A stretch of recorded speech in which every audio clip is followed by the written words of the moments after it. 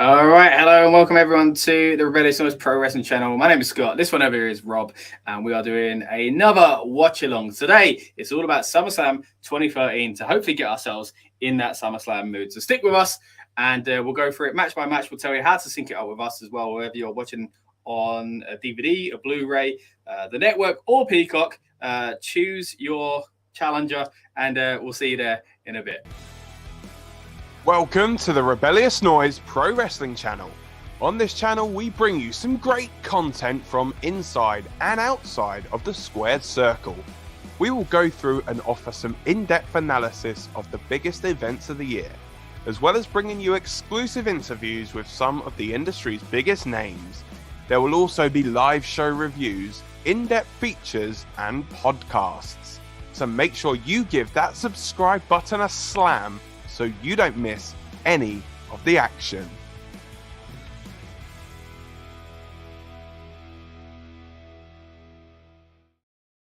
That is it. Don't miss any of the action, guys. And we are here to talk about some classic action today.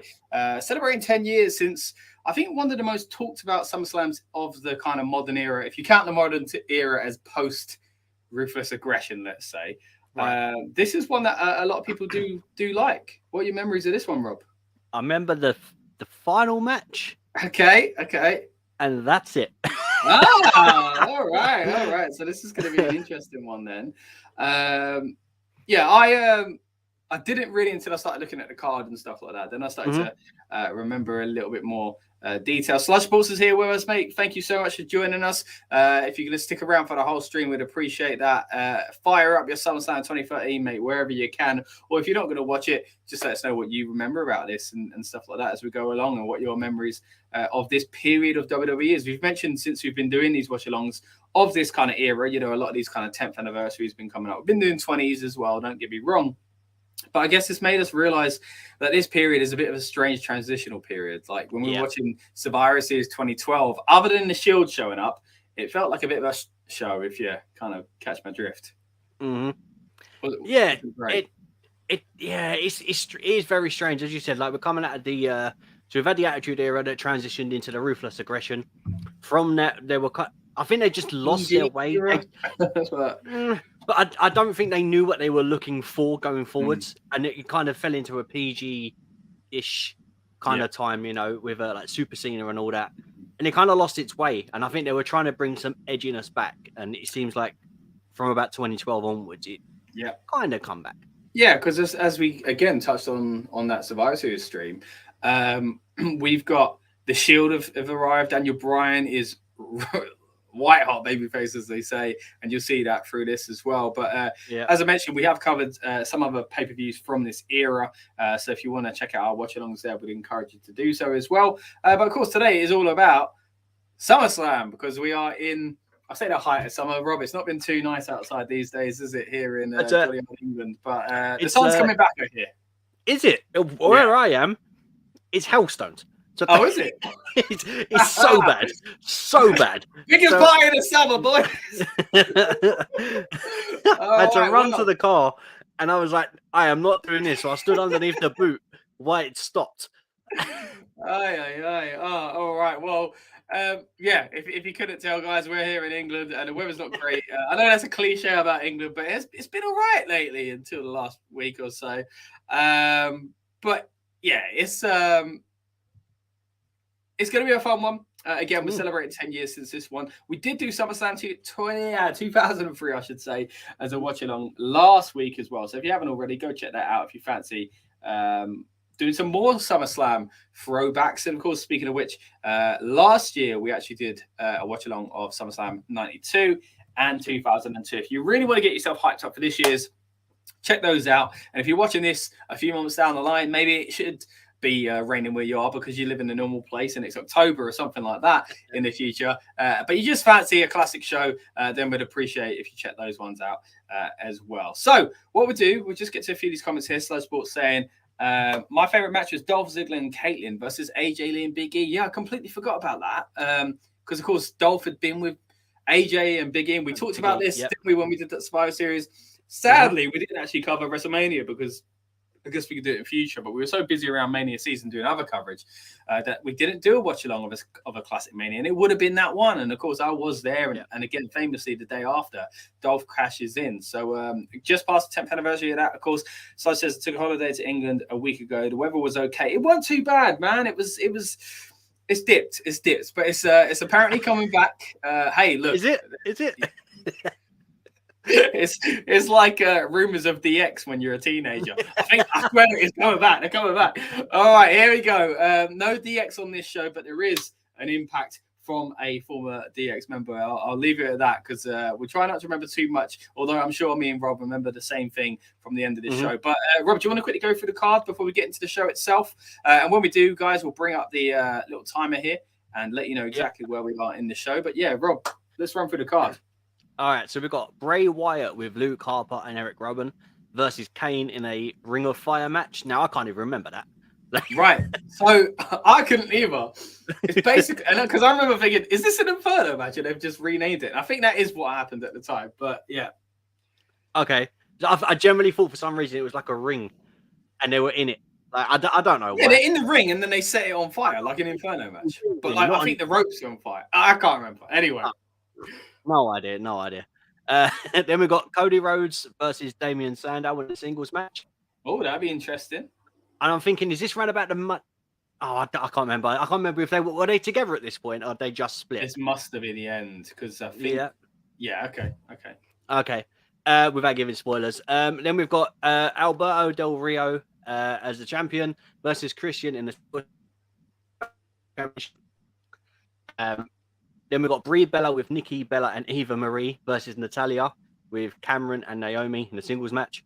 Then we've got CM Punk versus Brock Lesnar with Paul Heyman in a no DQ match. Okay. And then, as Sludge said, Dolph Ziggler and Caitlyn versus Big E, Langston, and AJ Lee in a mixed tag team match.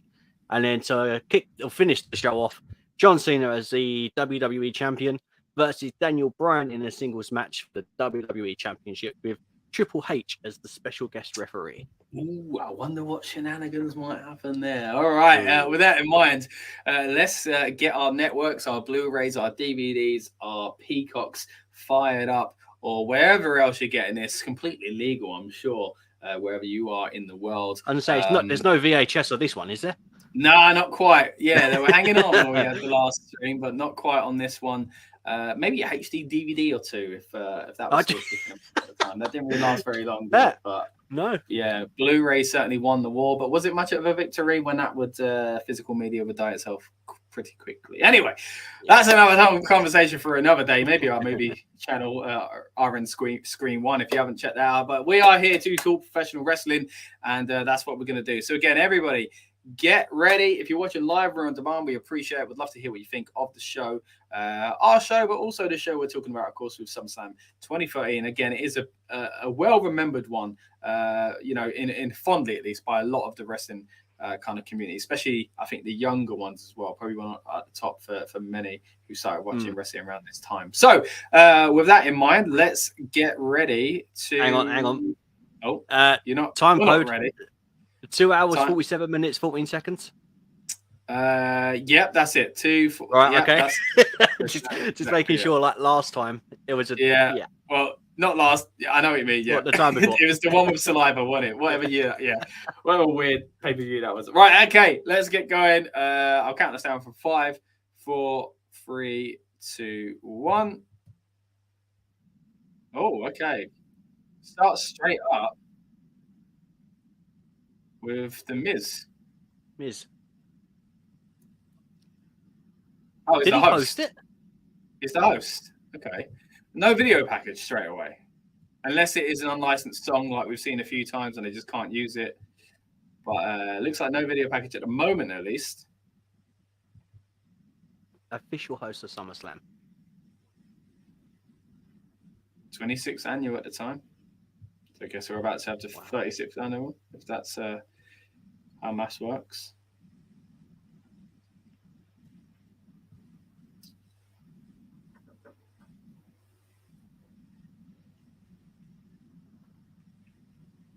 The best versus the beast, of course. CM Punk versus Brock Lesnar. being advertised now by The Miz, something to look forward to later on tonight. I remember this feud being a really exciting one because of the whole dynamic, of course, of Lesnar being with Heyman now. Again. So Lesnar's been back about a year, if I'm right in thinking. Yeah, he come back like 2012, wasn't it? I think it was 2012, yeah. Got one of the modern kind of versions of the WWE title around this time as well, of course, for the old scratch logo. Yeah.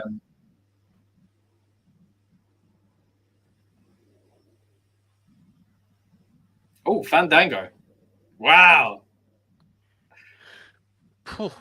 This is a blast from the past. And this is when they're still all singing it as well. That went to number 1 on iTunes, didn't it, that song? Yeah, in the UK.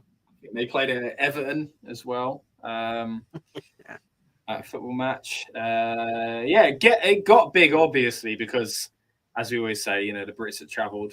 And then they did the UK tour. Always quite good for someone to get over in that period. Mm. And the dance and the dude, it's very... the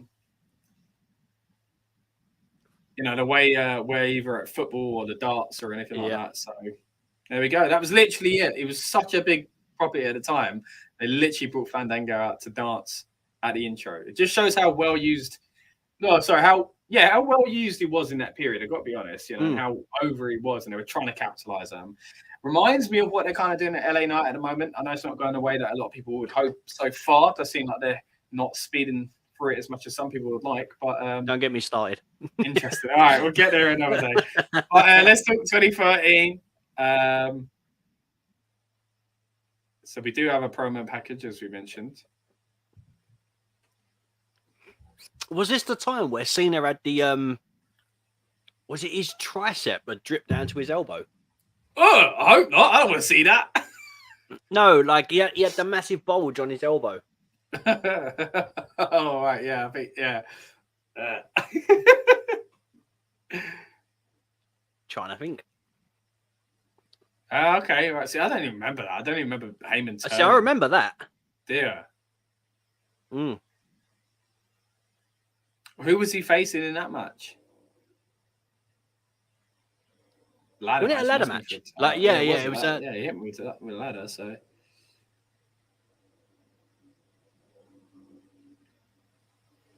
So it took nearly a year for Heyman to align with Brock again. Wow.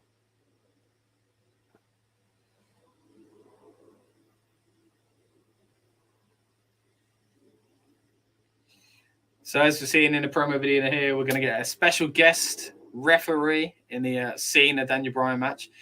I was kind of talking about this a little while ago with Punk's entrance at Money in the Bank 2011, in that this is an interesting time for Cena because he's kind of working with what he's got, but very much part of why both those guys, Daniel Bryan and Punk, get over. He doesn't quite hold him down. He does kind of understand. He's in an awkward position. He knows that people want to see these new guys, and he's got to play the role of a babyface weirdly to get them over. So, yeah, but it's a weird babyface because he's the babyface, but he's the heel in the dynamic.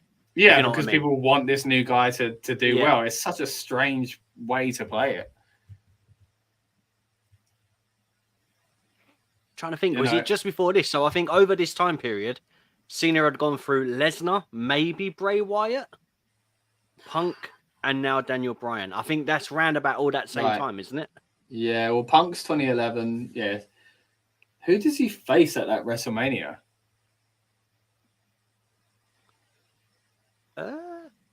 When did you go? Oh, The Rock. Cena? It's The Rock. The Rock. The Rock. Again, I was there. I should remember. It's one of my greatest memories getting to see The Rock live. But there we go. Suddenly forgot it. Twice in a lifetime and all. Unbelievable. All right, what are we starting out with? Oh no, a little sing song. Oh.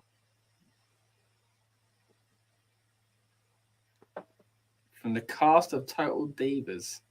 JoJo here to sing, is it America the Beautiful?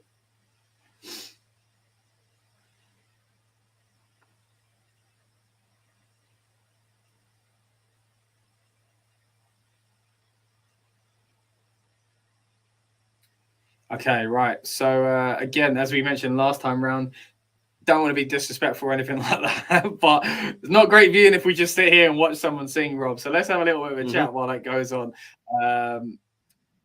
If you prefer to hear the American the Beautiful, that's fine. Mute us instead. But yeah, what are your memories again going around this show then? Now that you've seen the card, did anything kind of strike your, memory to go, hold on, I somewhat remember that feud or remember that person being champion or anything like that? So I vaguely remember Del Rio and Christian, but I don't know. I think I remember the ending, but I may be getting it confused with another ending that they had. Right. So I don't want to say something just in case. Is Del Rio the heel? He's the champion, so I think he's the heel, yeah. Yeah, because Dolph's already not the champ. How weird is that? Yeah. Oh, wow. Wow. When you look at it like that, you think, already, yeah, SummerSlam after that Mania and Dolph ain't champ, Del Rio is champ again. She's got a lovely voice, by the way. She does.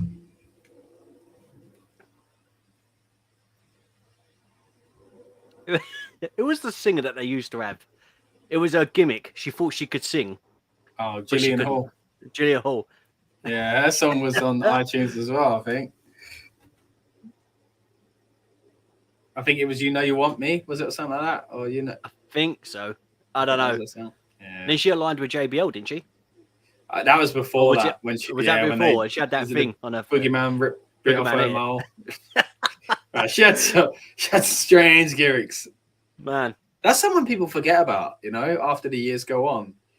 I wonder if she's kind of the next one to show up in like Royal Rumbles, a surprise guest, It's that kind of generation next, isn't it? So, and you've gone through the big ones already from there, say Eve Torres and Beth, Michelle McCall. The thing is, some of the people that we're talking about have already appeared are on this show. Yeah, yeah. So, so bringing it back to this SummerSlam, there's a lot of people, the women that you're going to see in this, either maybe are still going, still do something within wrestling, or have retired and gone on to do something else in their career.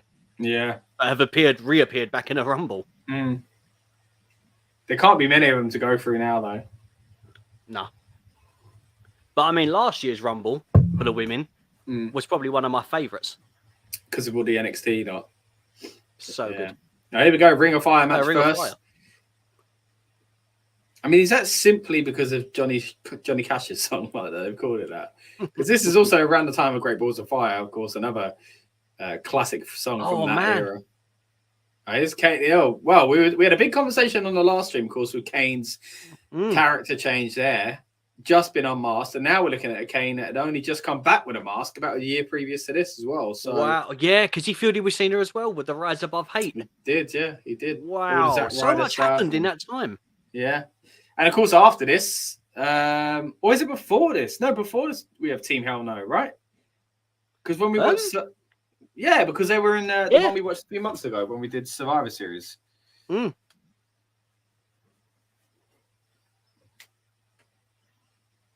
So, it's just an Inferno match. I remember then. Why did they not call it that? Like, it was already a thing. Don't know. I mean, I do prefer the name Ring of Fire. Yeah, it works. Like, but it already exists. Old school Bray. Here we go. We're here.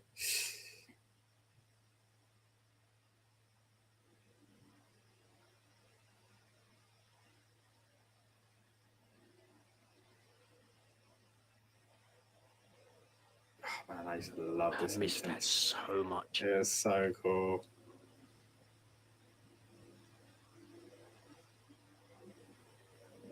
So I'm wondering when Bray's going to make a return, like current in 2023. Yeah, I know there's rumors of SummerSlam, ain't there? But speaking of which, we will be covering SummerSlam as best as we can. You might have heard in other streams, I'm getting married on the day of SummerSlam, so pretty much all of the crew. I know. Pretty much all the crew are busy, but we'll do a preview and prediction show next week. Just got to lock in the time and day for that. So subscribe if you haven't already, and keep an eye on us because we'll be giving our thoughts on the current kind of SummerSlam build as well. But yeah, you're right, Bray. Been gone a while, and again, I'm sure we're touching it more there.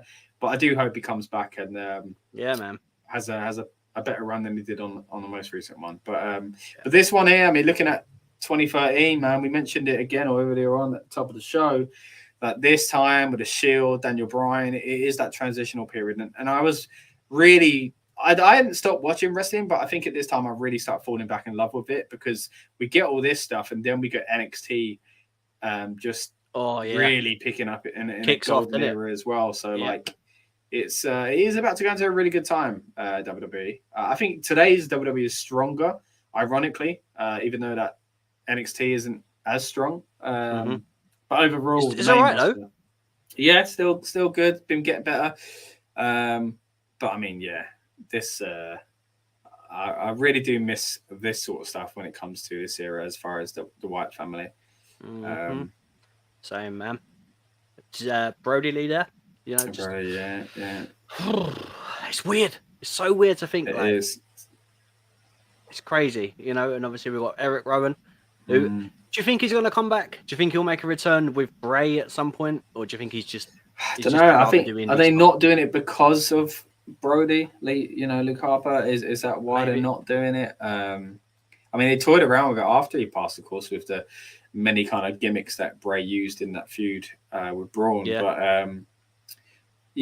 I think it would look weird if he weren't there and you had them two, or even them two and Braun again. You know, there's got to be some sort of element.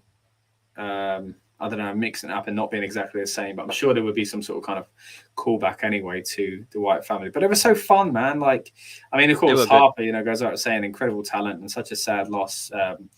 It's surreal seeing 10 years and you're thinking, wow, look how much has changed in that sense. But fantastic performer, and it's still nice to see how much love he gets to this very day. How many Inferno matches, Ring of Fire matches, do you remember? There's only two, ain't there? There's only Kane and Undertaker in this one, right? Oh, is there? I thought it was more than that. No, I feel there's only two. Maybe Mankind, but I feel like he's the kind of match that might. He's the kind of wrestler that might have that match even. Don't know. Undertaker Kane. Okay. There's two Undertaker and Kane matches. Then there's Triple H and Kane, which is on the. Oh man, how mad is this? The first one's on Unforgiven. The second one, this is how you know it's the Attitude Era, is on Raw. The third one is on SmackDown. Oh, and then MVP. Okay, in 2006 at Armageddon. I don't remember that at all. I do, because I remember what he was wearing. MVP, because you always see these matches, you think, oh, someone's going to get set on fire, and they got to be wearing a certain thing. But I don't think this one is about getting set on fire. I think that's why they didn't call it. I think that might have been, that was the rumor at the time, I think, as to why they didn't want the expectation that someone would be set on fire. Yeah, which is really bizarre, because quite a few years later, Bray, as the Fiend, set Randy Orton on fire. To do it anyway, and then his own self got set on fire. Yeah. Yeah. And you complained about that. Puppet. I got an article here from 2013 that says there's been confusion, and on SmackDown they said they don't have to set him on fire. This time it would just be fire around the ring. Okay, there we go. Fair enough.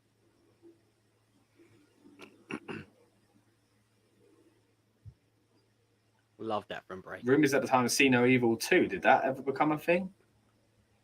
Yeah, man. Did it? Have you not seen it? I had seen the first one. What? Are you serious? Yeah, I had seen it, man. How have you not seen it? I just don't know. I felt a bit strange that Kane was playing another version of himself. Jacob Goodnight, I'm going to guess. That's a bit close to his real name as well. That's not great. I think that's what. Yeah, it was just weird because he was in character promoting another character, like promoting it. It's strange. And obviously they did the whole May 19th thing, and May 19th Shawn Michaels held the shirt up and all that. Yeah. And while we're talking May 19th, ironically, is the day I proposed. So that date's always in the head of wrestling fans, of course. But now I've got double reason, Rob. Mm-hmm.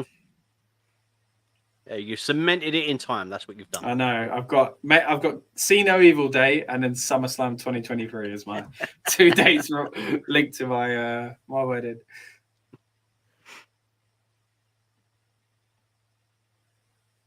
It's a bit of an awkward thing, isn't it? Like the crowd are a bit quiet. I think because they just don't know what to expect. I mean, they cheer like that every time. There's a big sidewalk slam there, flames coming up. Yeah. What I like though, the flames. Rowan and Harper can't get involved at the moment. Mm.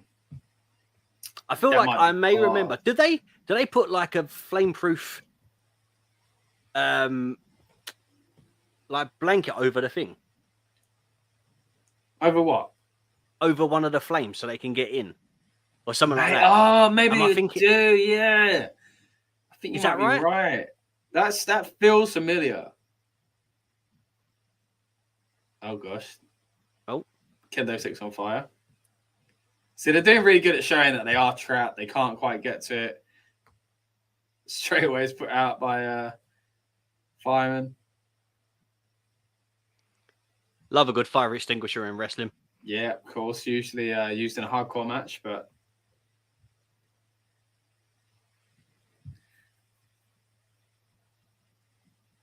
so Rowan's trying to use the extinguisher now to get into the match. Not quite working.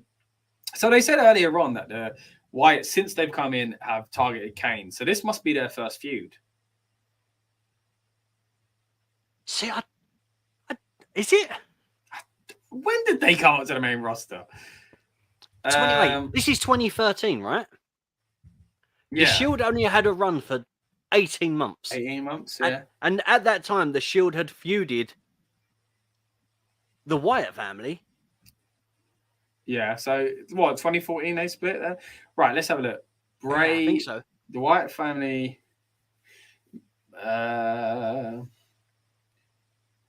It's 2013 they come up to WrestleMania. Their first. Was it Raw?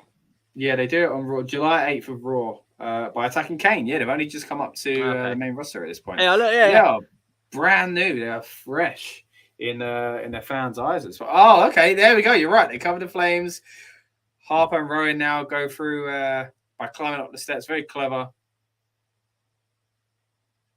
I knew I vaguely remembered something. Yeah. What a mad way to start the show, though. Like with a stipulation like this. I know sometimes we get ladder matches and their stipulations too, don't get me wrong, but the whole point of them is that they're fast and whatever. Yeah, it's strange, isn't it? It's very... I mean, if I was Bray, I would not be having my arm like that. They're all, a bit close, isn't it? They're all chanting for the Undertaker there. He doesn't make an appearance, does he? Nah. Not I was going to say, I didn't... I mean, they have a thing with the Undertaker, though, don't they? I'm sure. Or Bray does, but maybe that's after the Wyatt Bray family. does, yeah. Man, it's so because weird. Bray carried the whole feud, didn't he? It was at WrestleMania. Oh, yeah. Taker wasn't there till then, was it? Yeah. That was after the streak ends, though, wasn't it, actually? So that's a good way after this. Here we go. Looks like they're about to set up Kane. I'll be honest, I can't remember what they did. Was it just Sister Abigail? Feels like it, unless something does happen. No, okay. Okay. Bit of a delay on the fire there, but still a cool shot. That's it. There we go. I mean, it got more interesting when Harper and Rowan got in the match. Yeah, but then it ended very quickly. So yeah, strange one. Strange way to start the show. Why is that? Just, I always feel like if you have a match with Bray or you have like a feud with Bray, you know, going in, he's not going to win. Because you got to that point where it's like, well, Bray ain't winning. So, you know. Mm-hmm. And then it goes away. It's like he was it's just world champion. They did. It just felt like he was a feeder wrestler for everyone else. Yeah, it was never quite up until this point at least, never quite potential reached as far as what his gimmick could be. They carry them out, don't they? Oh yeah. That was cool. I like how they did that. They kept doing that with people, didn't they? They kept carrying them out after each time.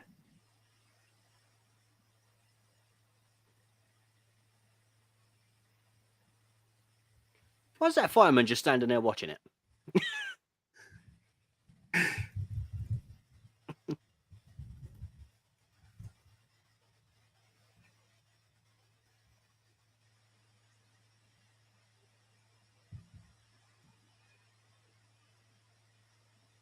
There you go. It's weird having JBL on commentary as well, you know. Yeah, also weird on commentary is Jerry Lawler just saying he assumes an asbestos blanket. I don't know if the rules are the same in America, but asbestos saying it's not ideal. No. Definitely not. Still used it? Are they still a thing? But here we go. I mean, this is a little bit different as well. They're lining Kane up now on the steps to attack him as Bray just sits in the rocking chair. Was it one of those typical things where it perfectly fits and they just stomp it?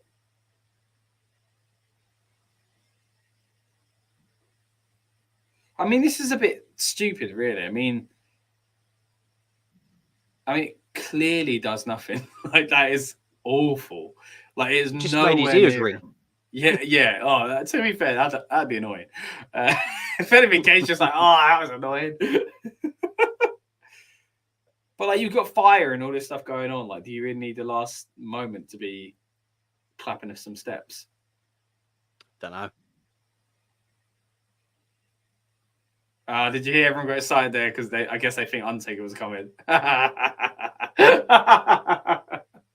I was probably the same, don't get me wrong. But the lights went out there, and it was just for the torch to the lantern bit to be lit, which is cool. But I think everybody, because of Kane, because of being outnumbered, and because of it being an Inferno match, the Undertaker's in people's minds, obviously. So that's quite funny. It's interesting because we're getting up to. Go on, mate. I can't remember what they'd done with. Was there a reason why they carried them out backstage? Because they started carrying. Like, they started carrying everyone. I can't remember if there was like a story that led on to it. Nah, I don't think so.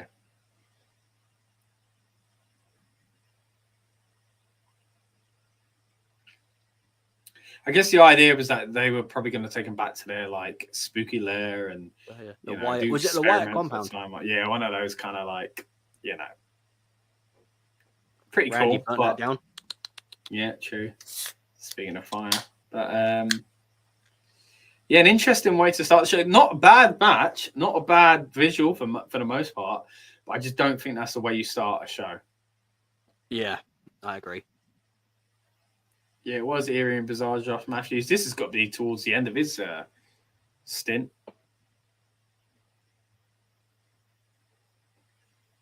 Okay, we're in the zone of kickoff shows here as well.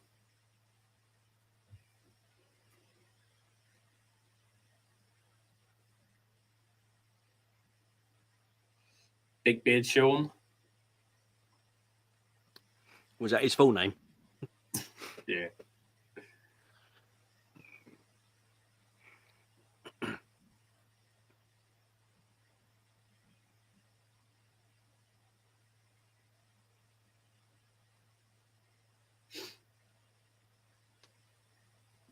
So at the moment, of course, we're watching this panel segment between Booker T, Shawn Michaels, Vicky Guerrero, hosted by Josh Matthews. Again, this is the time when they've just started doing the pre-shows, if I recall. Quite a new thing at the time. We always say, don't we? It's a shame they don't put matches on them anymore, but hey, it is what it is. We do, however, have our build-up shows, which we usually have before every PLE. Again, maybe a little bit different this year because of, SummerSlam at least, because of things going on in our personal lives. But subscribe to us because we like to keep yourselves company and ourselves company, getting ourselves in the mood even for the PLAs. And we preview the show and a little bit of a companion to WWE's official kickoff show. But as you mentioned earlier on, Rob, JBL commentary. I quite like this period with three-man booth. I think it worked quite well. I think it did get stale, though, and there are kind of problems with it at times, but I did like it when it first started. I think JBL felt like a breath of fresh air at the start. Yeah. It's strange, isn't it? Because it's a kind of, you have one color, one analyst, and then you had, or like heel, and then you had like Lawler. It just felt like he wasn't a heel. It was like there for the comic relief. Yeah. It didn't seem necessary. Like, no.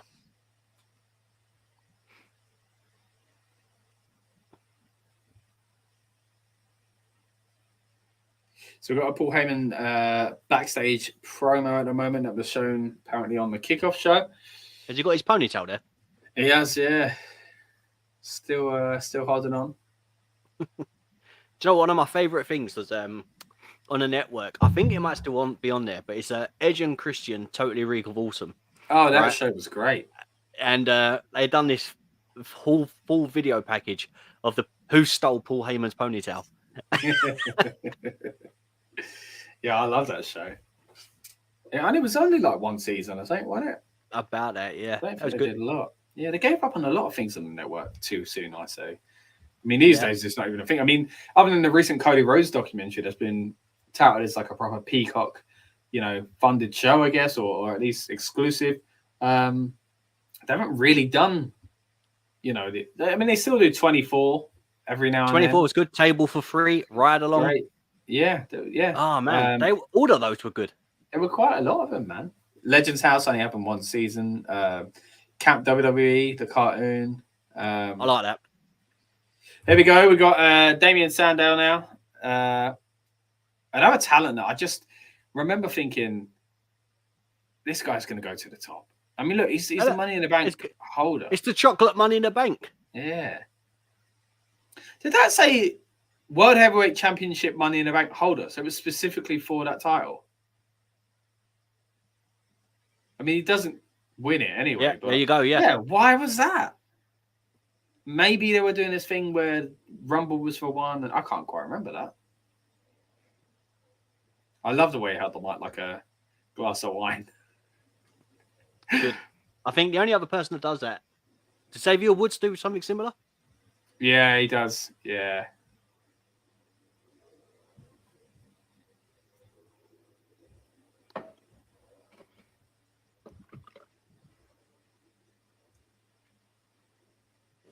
Oh yeah, so him and Cody were split up by this point. Yeah, they haven't got together. This isn't before they get together. This is it. Team Rhodes Scholars, wasn't it? Yeah, they were great. I like that Money in the Bank briefcase though. I liked so much about Sandow. He felt like a real throwback, old school wrestler. Yeah. Yeah. With his bathrobe. And even then when they changed and he went into comedy with Mizdow and all that. He made that work, and then after that, it's such a shame, man. There was You're welcome. I forgot about that being his catchphrase. Man. Sorry, go on. This is weird as well. Cody's music. Obviously, we're so used to Kingdom. I like all these theme songs. Yeah. Crazy to think that I've had a selfie with him.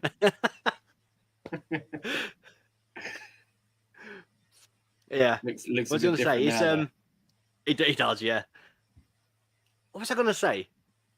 Oh, about the comedy thing. Do you remember when Sandow went under the ring and come back dressed as a woman? No. Do you remember that? I think it was in a match against the Usos. It was something strange like that. I'll find it and I'll let you know what it is. But yeah, why did he do it? Or to pretend to be someone else?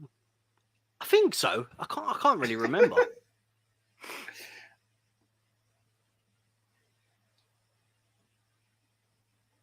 So yeah, right. So Sandow stopped Cody from winning it, I guess they're saying. I remember there being some sort of friction between them in the match, but remember in their feud, or in this feud, doesn't Cody throw the Money in the Bank in the river? Oh, does he? I think so.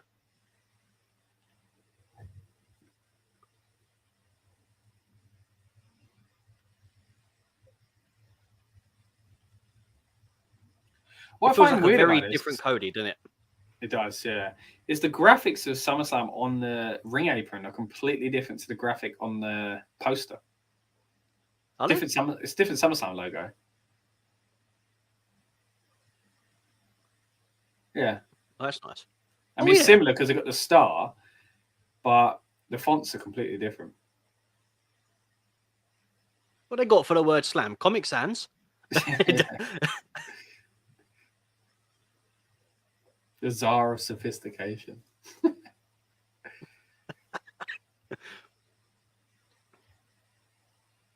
Yeah, it's such a shame that Sandow didn't win the title or kind of go on and do much more. It was great. Moving on to the comedy stuff was probably like he did gain from that, obviously, with the Miz. It saved him once he become kind of a bit of a joke by not winning. You know, it kind of helped with that. But yeah, being a stunt double, that was great. That was great. And then didn't he do this weird thing? I think it was either him. Was it him or Curtis Axel, or was it? And they kept coming at. Was it no? It was. They were like when they like the Mega Powers for a little bit, but then the Hogan controversy and all that. Yeah. They kept coming out as different people, wasn't it? Yeah.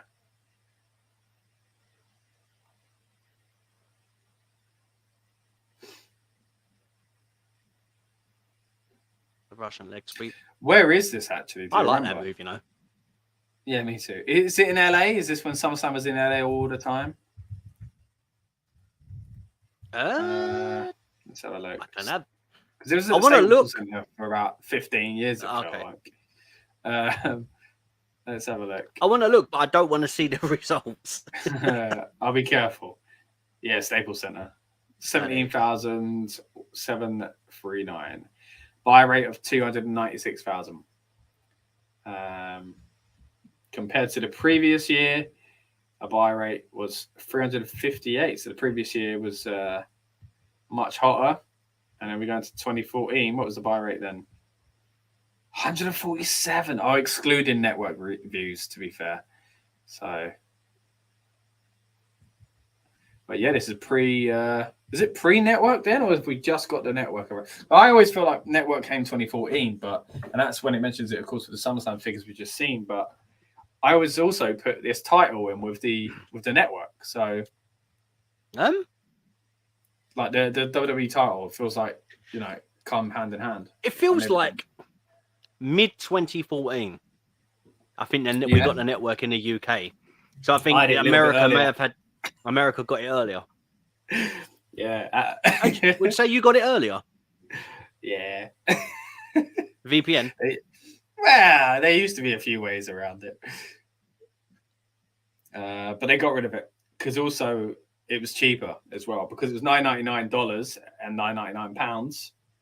Yeah. And I was still paying in dollars. So at the time, the exchange rate was a little bit different than it is these days.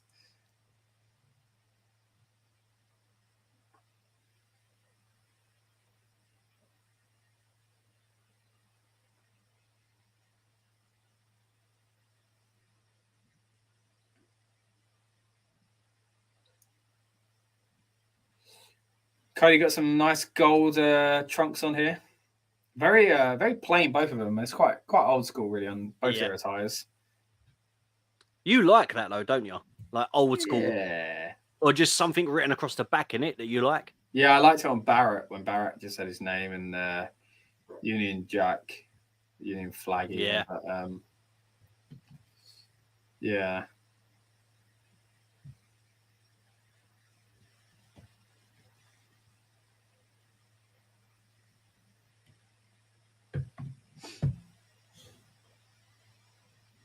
Disaster kick. Ooh.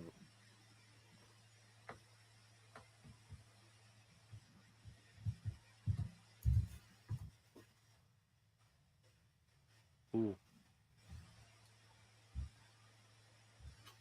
It's not a bad match, you know. Yeah, it's good. I mean, maybe this should have opened, really. Yeah, probably.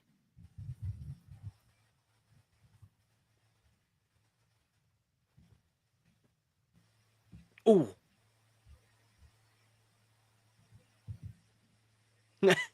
Oh, disaster kick. Oof. Was that a laugh at Michael Cole's comment? Yeah. It does look like a chocolate bar. It does.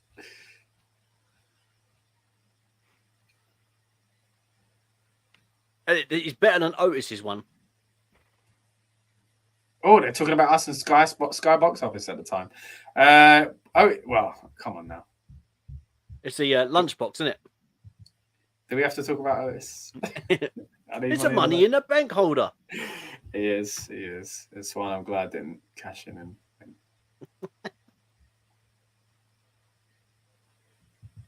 And I think, am I right in thinking that he lost that to the Miz?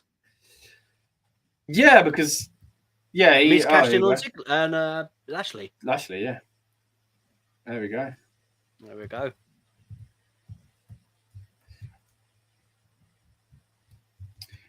we go. Nice win there by Cody. Do you know what? This is definitely before the Stardust stuff. Yeah. Was this 2013? So this is round about the time when Goldust comes back. Is it? He comes back. Yeah, it comes back in that year. And I think it's the 2013 Battleground when they beat the Shield. Yeah. And because they beat them, Dustin gets his job. Yeah. That's because Dusty throws a bionic elbow on Ambrose, doesn't he? Yeah. He pulls his belt off. Oh, that was great. This is an interesting period. Like these two look like the future at this time, and Cody finally gets there. At the moment, I had to go through quite the detour, and Sandow went elsewhere, and I was pretty pleased with that. And I thought maybe it'd be like NWA Power, wasn't it? Yeah, NWA. It was in Impact for a bit as well, wasn't he? So I thought it'd be like a Cody and a McIntyre, and those kind of names. Lashley, who came even back Lashley, yeah. So it's a real shame.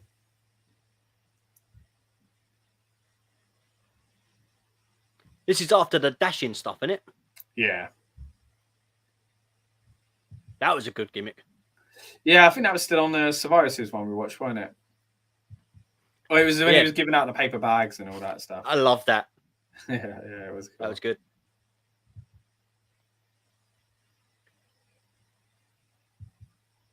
God, Macklemore, do you remember him? I do, yeah.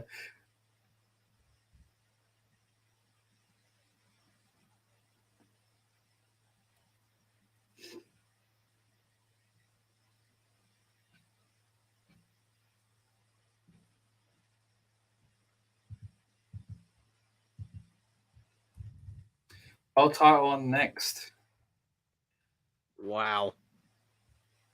Again, pacing of the show is quite odd, isn't it? So Christian, I'm sure, is the babyface here. Yeah.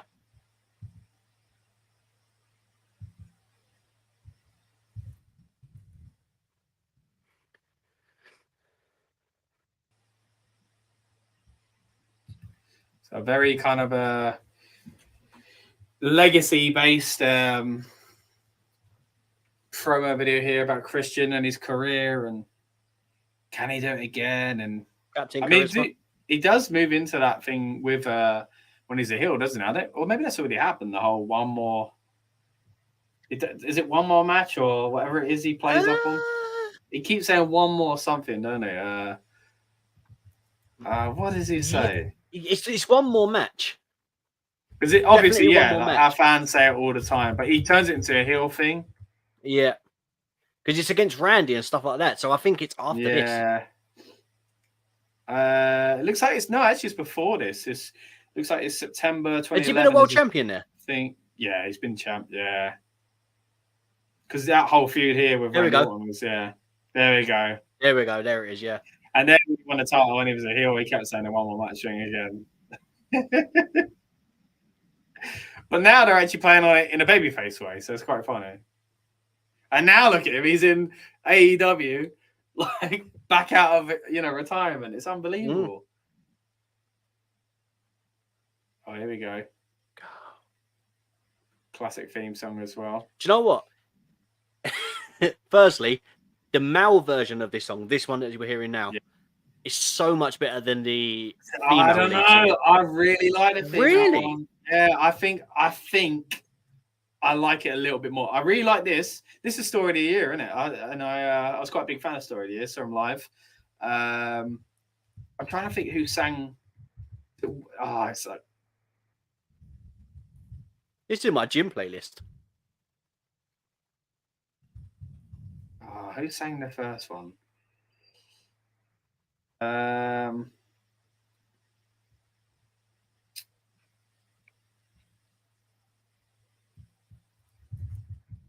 mean, it is great. It is a great song. Do you think? I prefer the male lead. I slightly prefer the female one. I think because it was new. I don't know, like, and it felt fresh. I guess fresher. It's a lot more. It's a bit darker as well. Like, Waterproof Blonde. That was it. I mean, I like them both. But They're kind of equal for me. So I was gonna like, but you know the beginning bit when it goes dun. Yeah. Every time Netflix loads up and he makes that dun noise, I hear in my head the Christian song. You know, it goes go and then kicks in. So I can't. No, I'm never not going to hear that now. Oh, so you're welcome. Thanks, mate, and everyone watching. When it happens to you next, Rob's to blame. I'm trying to think. Is this without spoiling it? Is there an interruption in this match? Oh, Pete from the UK. Or has that happened already? Oh, I'm sure. I think I know what you mean, and I think it is here. I don't know if it's in the. I remember someone being at this show or at a show of this name. Maybe not this year, but it would make sense if it was this year. I think, yeah. But do you know what I mean? I feel like it's. I can't remember if it was his first reign or in this one, but I know it's against Del Rio. I think it might be here then. It's strange because the World Heavyweight title looked so boring and plain to me after a while because it felt like their secondary belt. But sometimes we look at it and it's one that's a bit more chiseled, or it's got a nicer curve, or a nice strap. It is a beautiful title. Mm-hmm.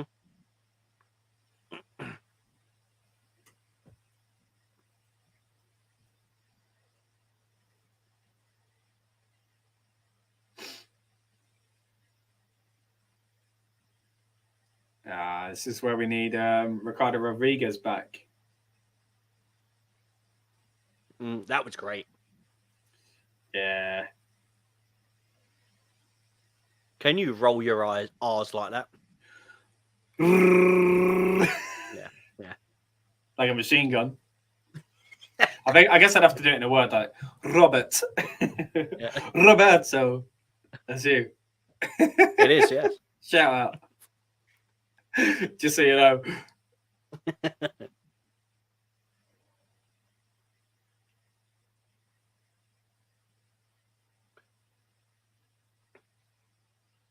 So Del Rio's a weird one as well, within the trajectory of his career. Too much Pepsi. Kind of like the trajectory of that word, mate. Yeah, mate. All over the place. It kind of, because it started off really well. Obviously, becomes a champ. Then it obviously he wins a 40-man Royal Rumble. He's a Money in the Bank brief as well. Yeah. Then he ends with what's his Ricardo Rodriguez? No, what's the Nation group? Oh, the Real Americans. Oh, no. Oh, sorry, I know what you're saying. They're like they're not called United Nations, but it's something like that. The one with like it's got Barrett, Sheamus, him. Yeah, because they were on the last the one we watched Survivor Series.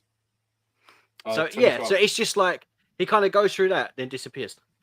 Yeah, and he leaves and comes back at one point, doesn't he? And then that was it. That second run doesn't quite work out either. That was great, by the way. Because who's he come back with? Dutchman Matt, isn't it? Yeah, I think that's when he does the Real Americans or whatever they're called, Jack Swagger. Yeah, that was good. What was he called, Dutchman? Oh, Zeb Coulter. Zeb Coulter, that's it.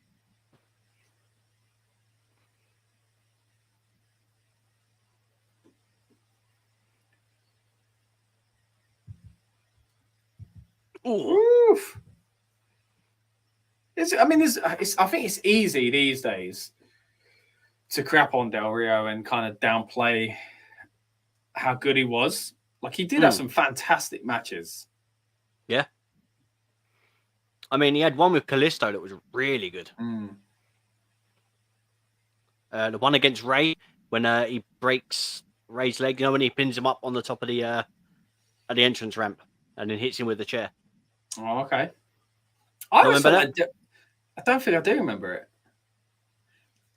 I always felt like Del Rio looks a bit like he could play Dracula. I think he'd be a great Mexican How weird is that? You say that, and that's the book I'm reading. Ah, look at that. Pretty good. And then he can read. I'm just looking at the picture. I say that, and I've got a comic book next to it. That sums me up, doesn't it? That's it. You hide the comic inside the book, even though the comic's double the size. Yeah.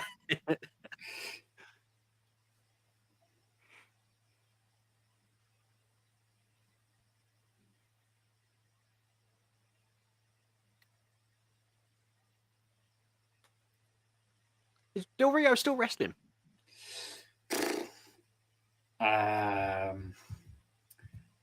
Let's have a look.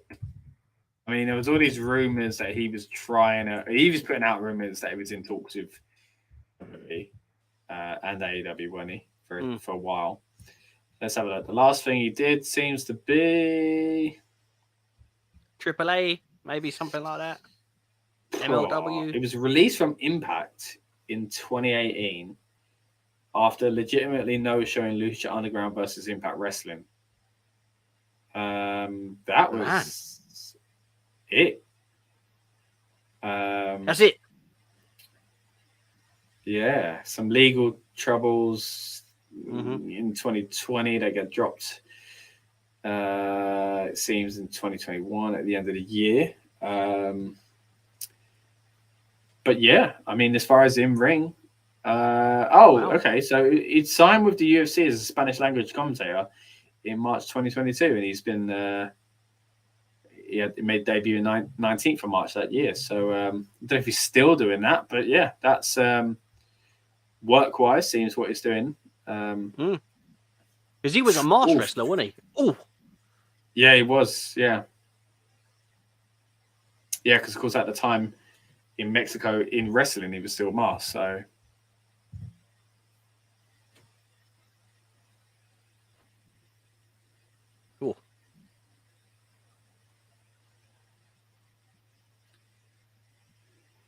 I love that from Christian, you know, when he does that jump and he extends his body to make it look like a bigger threat. It looks a bit like there's little things like that. It looks like a bat.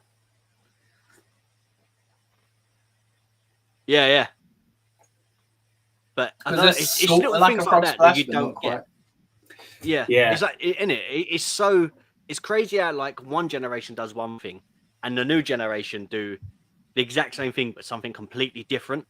And it still looks as impactful.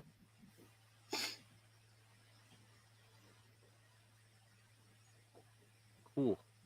Not a fan of Christian's color scheme here. No? Nah. What is that, like a dusty salmon pink in the black?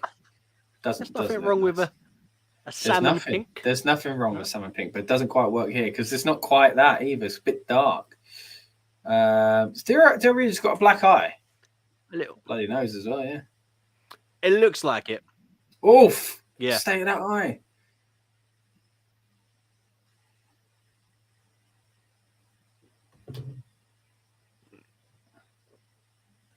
Christian loved a little clap along, didn't he? How do you feel about the clap-alongs? Yeah, I like them. They feel very cheesy at times when it's overly relied on. You know, when you go to like a British show, like a campsite or whatever, like that's the whole show basically. You know what? Clapping, innit? Huh? It's just clapping, isn't it? Yeah, just clapping and cheering. Yeah. I mean, I guess they rely on it a lot of those shows because people don't know the wrestlers, so you ain't gonna get many other chances anyway. Did he miss the kick? Yeah. Christian moved back. Oof. Oh, I thought he was going to win on a crossbody then. It's good, mate. When's the last time that happened? What, 92? Didn't we have a match one in the 92 SummerSlam with a crossbody? Yeah, was it? I think it was, wasn't it? Del Rio, trying to, heel tactics there, kind of begging and then going after him anyway. Here we go. Kill switch, or as I still like to call it. Prettier, innit? I'm prettier, yeah. Especially when they say kill.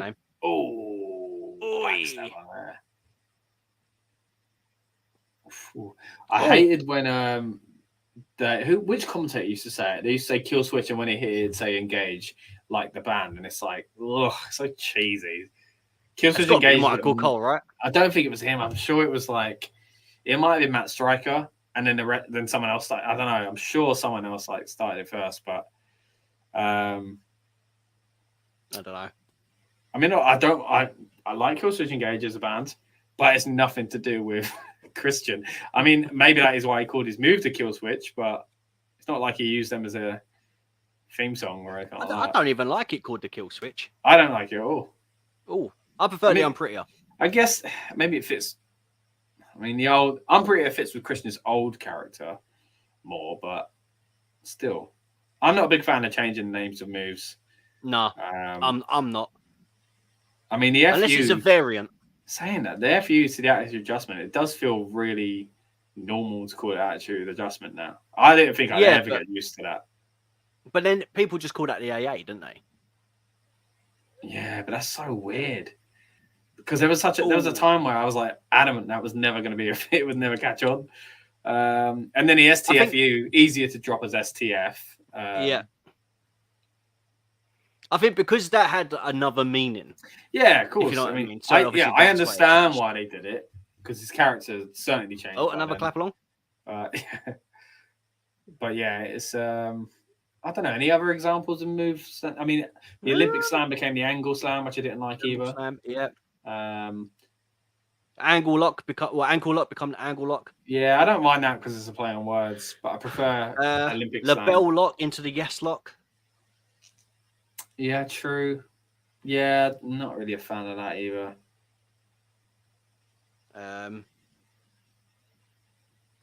I guess crossface. What, as in just the crossface overall? Well, it was because it was called the crippler crossface, wasn't it? Yeah, but I guess the actual move is crossface, so it existed before. Yeah. Same as the label lock existed. So I guess that one's not as bad because he's changing it to his own thing. But Christian had called it the Imperial. Yeah, I guess. All right, Christian nearly picks up the 3 there after a hurricane run off the top rope. Quite impressive. It's been a decent match. It has. I like a top rope hurricane runner, especially with the bigger guys because it's they've really given something. Yeah. It's like when Cena used to go for the top rope for a leg drop. Yeah. Oh, lovely double drop kick. Wow, that was great. Oh, ref was a bit count happy there, wasn't he? Listen, there's nothing wrong with a fast count as long as it's for you winning. That was great. See, why is he getting people to do the C? Yeah, I forgot about that.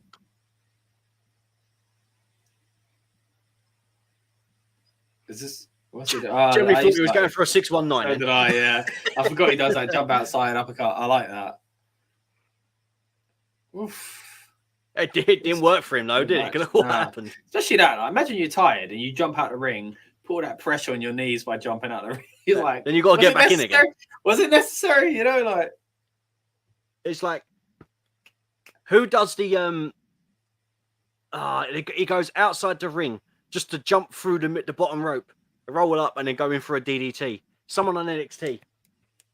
It's like, why roll out of the ring? Like, it's just pointless.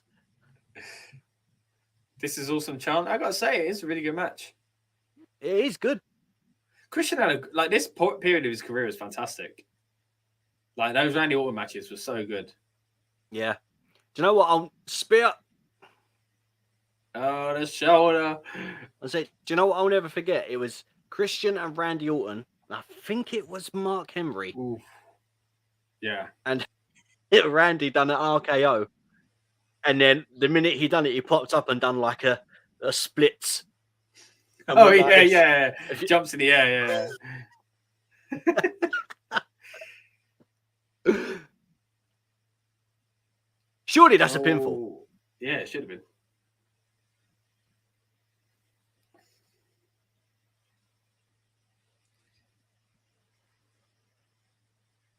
There's the tap. Oh. So there was no interference. Okay. I think it might still happen. I feel like Del Rio is going to beat him up. Patting himself on the back there. Well done, Del Rio. It was a great match.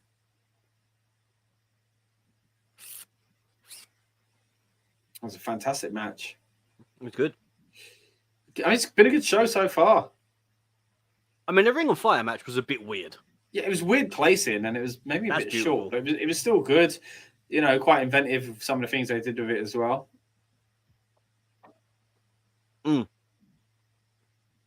So, yeah, as you can see from the counter at the moment, we are 57 minutes into the show. Whether you're watching live or on demand, or if you joined us late, fire up SummerSlam 2013 and join us for this watch along. Again, you've got the counter down there to let you know exactly where we are in the show to join us. As we watch the replays here of the ending of a really good match. Christian couldn't quite hold on there. Alberto getting on the mic. Renee Young got to be quite early into her career there.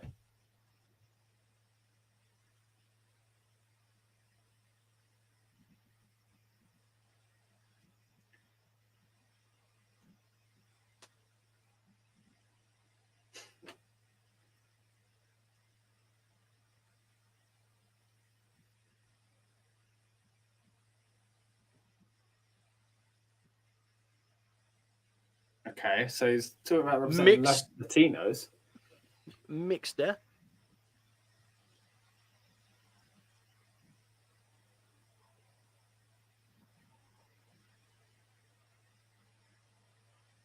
Don't remember this.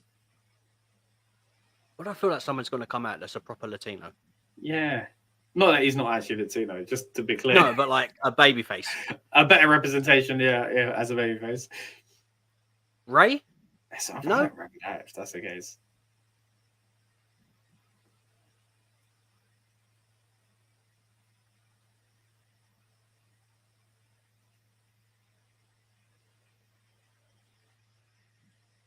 Okay.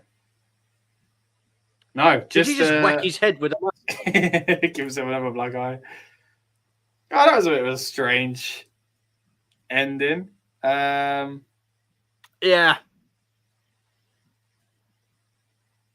That's when we had the red rubies on the All right, so well.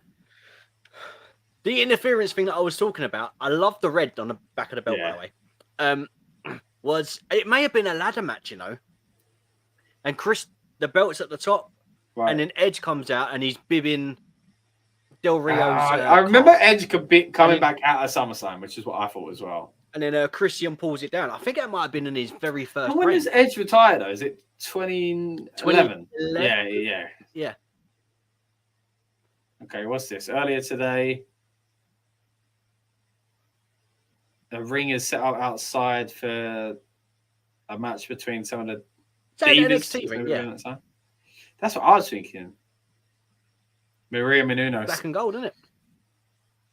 Yeah. Man. Oh, this is the Access then, yeah. Okay. Got Miz backstage. On a what network? Oxygen. I think so. This is weird because Miz is actually acting like a real reporter. Like, he's not really in character.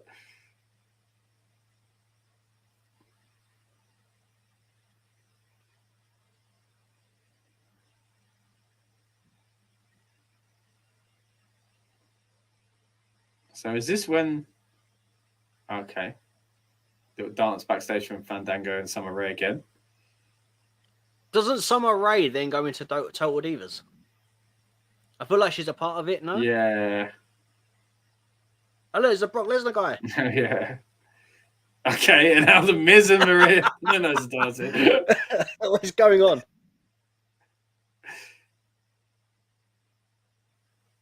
What, is Miz a babyface here? I want to see you dance like that at your wedding. Yeah, I'll put that on. I'll put that song on. All right, well, here we go. We got a Total Divas match about to happen. We got Natalya, as we said earlier on, with accompanied by the what were they called? The Funkadactyls.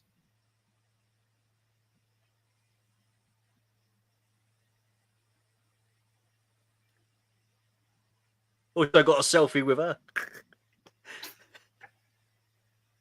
Look at you little selfie king. Well, you know, we've got to take over Tyler Breeze's gimmick.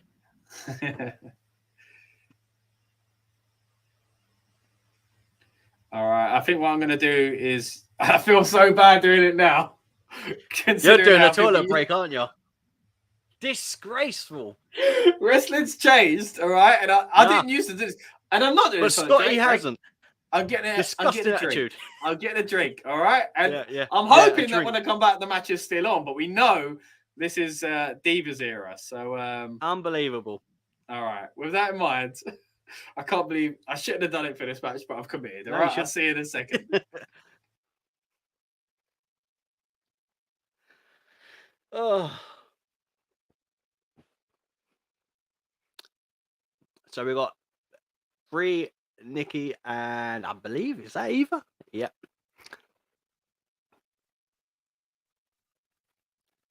Do you know what? I do love the Bella in-ring entrance, the flip over. It's so good. It's one of my favorite things that they was able to like do and bring to the what they done in wrestling.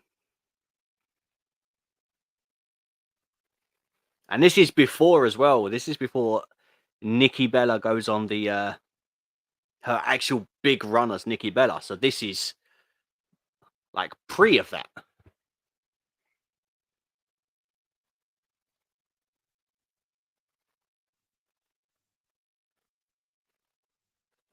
So if you are watching along with us, then obviously you'll see that it's Nikki Bella versus Natty. How much of this show, as Sludge said, he remembers the whole card. How much of this card do you remember? If you remember all of it, what's your favorite match? If you don't remember all of it, what do you think so far of SummerSlam 2013? And let us know, and obviously we'll back the comment up, and we'll try and discuss it with you. I think so far, though, for me, Del Rio and Christian has it's been a great. That's been probably the best match so far.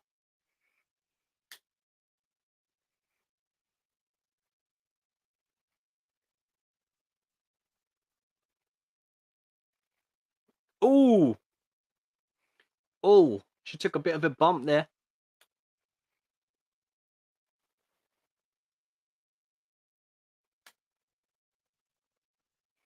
Oh, was that a baseball slide? What is wrong with my wording? What has happened since I've been away? I know. A basement slide. I went to say basement drop kick, but I was like, it's not that. It's a baseball slide, and yeah. It's that rain, man. Not too much. Okay. Interference at ringside from who are they chanting for? Michael Cole. Jerry. That's now Jerry Lawler. That's disrespectful. Thing is, I think ironically this started at the Raw after Mania, and because I remember that Randy Orton Sheamus match getting terrible reactions. Oh yeah. But I remember feeling like, you know what? It's just telling the company like we need more, like we want something else. But when I say it to the women, I can't help but think, yeah, but they're already kind of held back a bit, so they don't deserve it. Not that Sheamus and Randy deserved it, but you know what I'm saying. It just felt a little bit. Oh, so this is even Marita, three.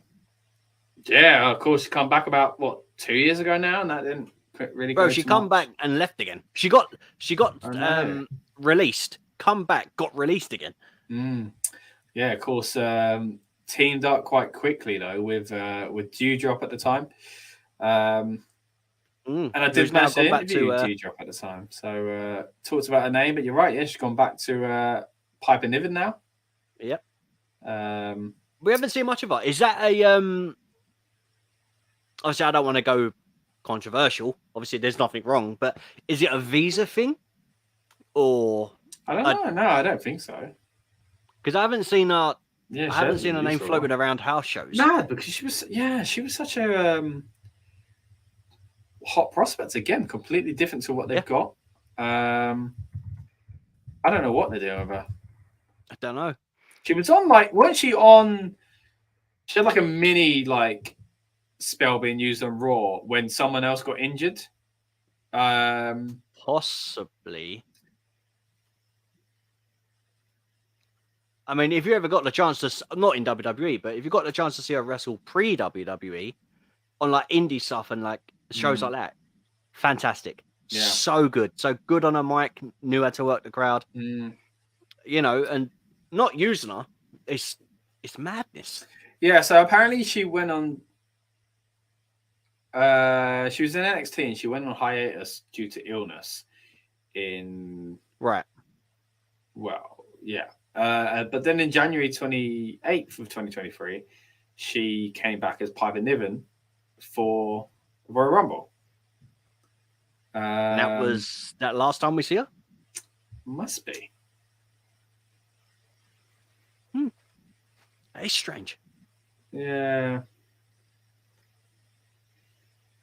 I hope she's doing well and it's not a health issue and we'll see her back soon because she is a really great talent. Great. And you know what? Even though she was dealt with, the name Dewdrop and stuff, she was so positive. And even in an interview with you, she won me over. Negative, positive, exactly. So, someone like that you definitely want around the business, especially in WWE. Ooh. Yeah, and again, as I say earlier on, a different kind of talent in the women's division. I think Natty was kind of. Wow. I don't want to say in a wrong era, but I feel she's an older wrestler now. She's a veteran of the women's wrestling. And there's a lot of people that are coming through that can learn so much from her. But imagine if she'd have come through at the same time as people like Becky, Sasha. Do you think she would have had a different run? I think she would have got lost in the shuffle. Really? I think she's better off in the era she's in because she stood out more. And for her and Beth Phoenix for sure. Yeah, and then seen as, the one to pass this torch and help people out at the next era. Yeah. I think she's in the perfect place for her career because she still gets in these big matches. She still has these big moments. So I think she had a great career. She really has. She's definitely a Hall of Famer. Yeah, and again, it's not saying that she wouldn't be good enough. I'm saying. And I'm trying not to make it sound like, big fish, small pond sort of thing.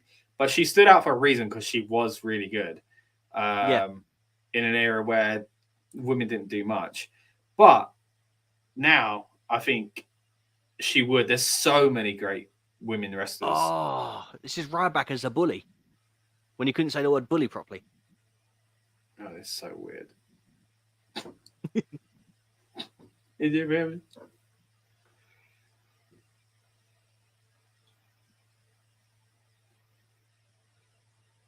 Probably gazpacho. There you go, Rob. There we go. Cultured. Maybe we'll get you an RN tastes. I'll be honest, that's a Red Wolf thing. Oh. But I'll take it. All right, maybe get you an RN screen one.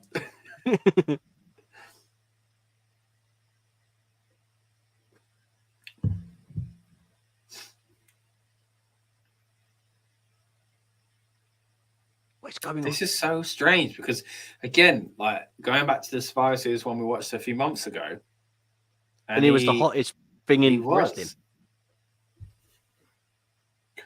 This is like, what's the thing when you talk like lovely into a microphone like that? What's that called? And I know you enjoyed that. ASMR. That's it. This is like some Ryback ASMR. He was talking a bit sexual. It's like the big guy. Oh gosh, you're making me get chills. Not in a way I want them. Was it gunk over his head?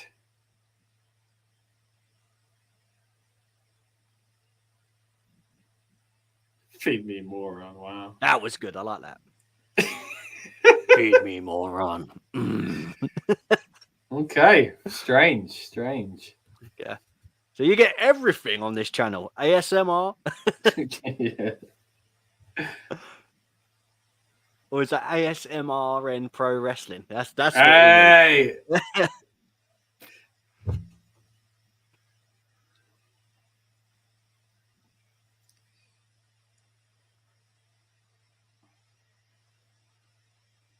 All right, so Punk and Lesnar. Gonna be interesting watching back this video package because it is kind of like a dream feud, and I remember being really excited about this being a possibility.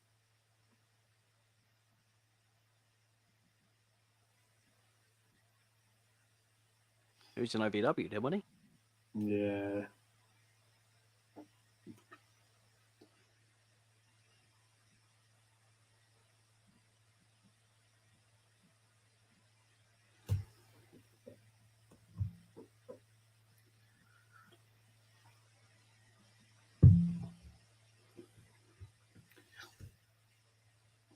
So this is kind of beginning of the end for Punk, really, in WWE, because he's had his title run.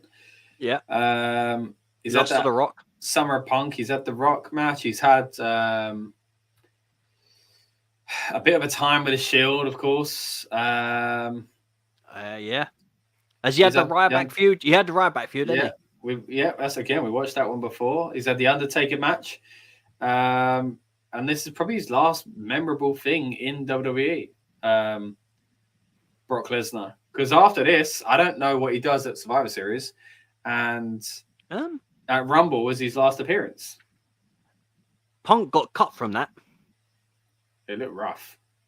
Oh, you can see it there. Come from, Oof.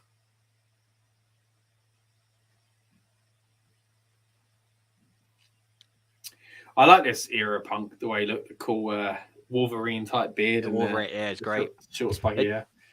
So if you ever listen to, not that we shout out most podcasts on this channel, but the art of wrestling, Colt Cabana, one of my favorite wrestling podcasts, by the way. Then Punk used to, I think it was that one, and Punk used to say, he said every time he was going through a new character change, he liked to change everything about him. So like his hair, the beard, to change everything up completely. So yeah, this Wolverine look is probably one of my favorites. Yeah, it was a good look. Or the straight edge one when like the longer hair was longer and the big old beard. Yeah. Then he was bald with a beard and had the mask. I mixed up spiky hair. He doesn't have spiky hair, but he had spiky hair when he was in the Nexus, didn't he? A little bit of a blonde tip. A little, yeah.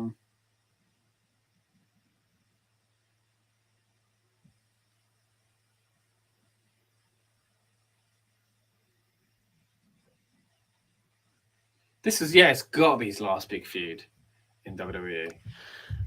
Oh, man, I think so. Had he gone against Taker yet? Yeah, he was at the WrestleMania before this, wasn't it? WrestleMania, yeah. All right, so we get that. So, Money in the Bank, he doesn't win. Final storylines, here we go. Goes on against Brock. He leaves at Rumble because Kane pulls him out of the ring. Oh, he has a feud with the Wyatt family, teaming with Daniel Bryan at Survivor Series. Does he? Yeah.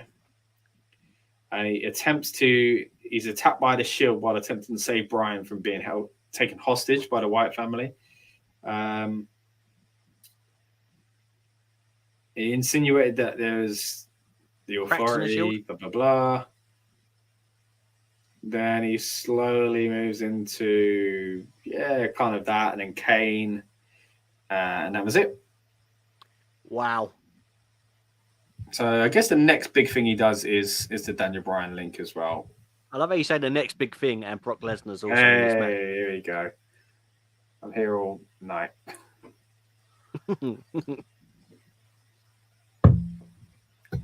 Do you know what I love as well? People only understand this reference. I don't like the beanie, but I don't mind it. The reference. So going back to Talking Beans, getting Tom to do the Brock Lesnar noise at the beginning. Yeah, it's a fun intro to try and mimic. Wait, didn't we do that last month as well? Last week when we did 2003 SummerSlam. I think so. We might have done. Yeah, I think we did. Not as good as Tom's, Brock of with course. sponsors as well on the shorts. Does he not still have that? I don't think so. I think they're just plain now with his logo. Because obviously, don't forget, he'd only been back for about a year.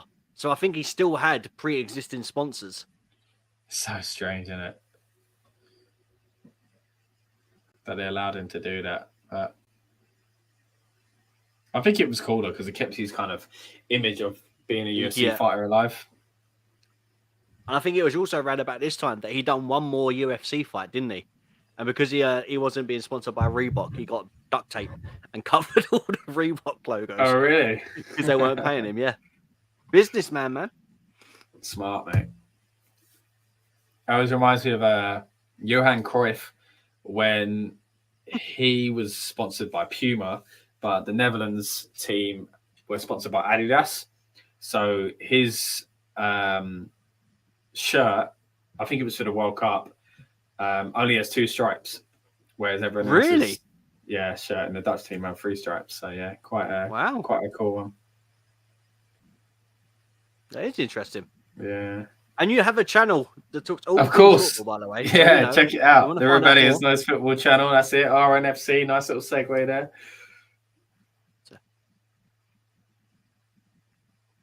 434 days. I mean, that used to seem mammoth. Yeah.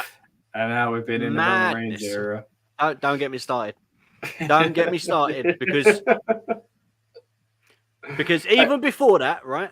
We get the Brock Lesnar beating the 434, but it was with the Universal title.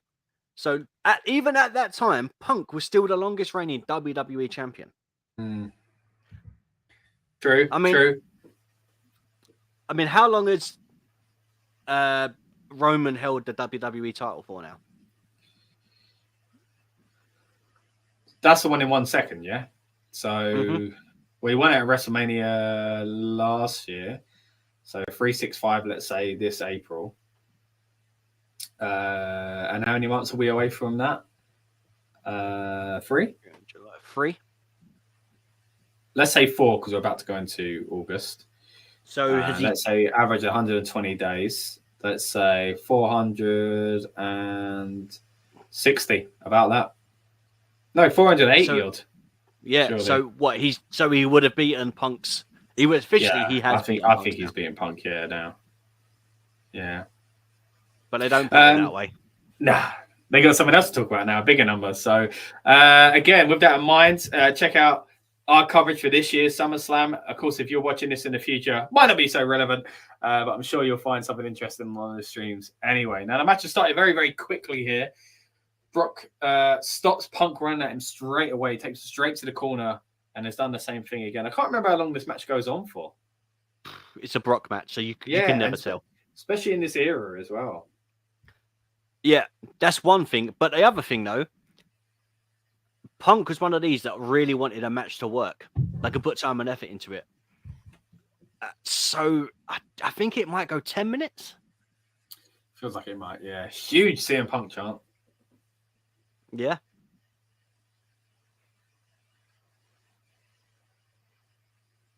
It's very exciting at the time to see Heyman back with Lesnar. Of course, that becomes a bit too, overdone a few years down the line. But then they shake it up by kind of putting him with Roman, of course, and then strangely taking him away and bringing him back, which I don't think they ever really fully explained.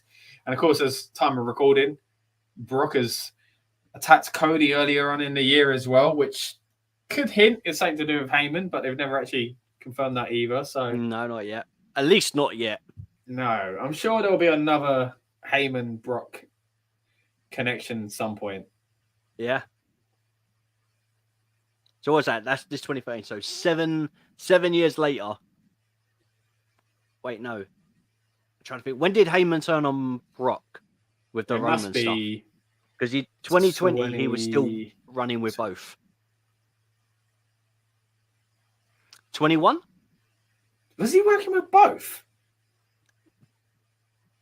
Kind of, because he was. Oh yeah, because Brock weren't around all the time, was he? So yeah, no. Yeah. I think it was 2021. Yeah. Oh, that was a stiff knee, you know. See, I always like that when they make Lesnar seem like a beast. He's finally been knocked down. Oh my gosh, this is it. Stiff knee, like you say, and Punk flies out the ring now. Nice bit of excitement there. I'll tell you what. If you work with Brock and you can get him interested in a feud, he will sell his ass off for you. Like, he really does work. I mean, he's doing it there with Punk. He's done it with Taker. He's done it with McIntyre. And laid in the middle of the ring while McIntyre was on top of the turnbuckle, holding the title up in the COVID era. You know, done it with Cody. Yeah. He does give back, yeah. I mean, I guess there is this kind of illusion that he doesn't, but you're right, he does. Yeah, in certain matches, and it really kind of, I guess, puts the other guy over, like you say. It does, because the minute they've done something like that big knee and that suicide dive, you're like, well, it took him down. Like, he's got the upper hand. That's it, yeah. That is the positive of having him go through people so quickly and be protected, you know. I know it can get boring, but it does mean these moments are so much more impactful. Like you talk about Drew there. Yeah, probably. Drew at the Rumble, you know, that part of Brock was amazing as well. Yeah. That year, 2020, but yeah, because Brock entered at number 1, right? And threw everyone over. Yeah, that was such a good Rumble. And then because Drew was the one that got him out of the. It was really well done, that one. Man. Just when you got worried. So long ago. I was really enjoying that, and I was like, oh, what if it goes too far? What if he does win it? Like, I don't want him to win it. I like what they're doing, and they perfect balance for Drew to be the one to get rid of him. Yeah, it was perfect. Really well done.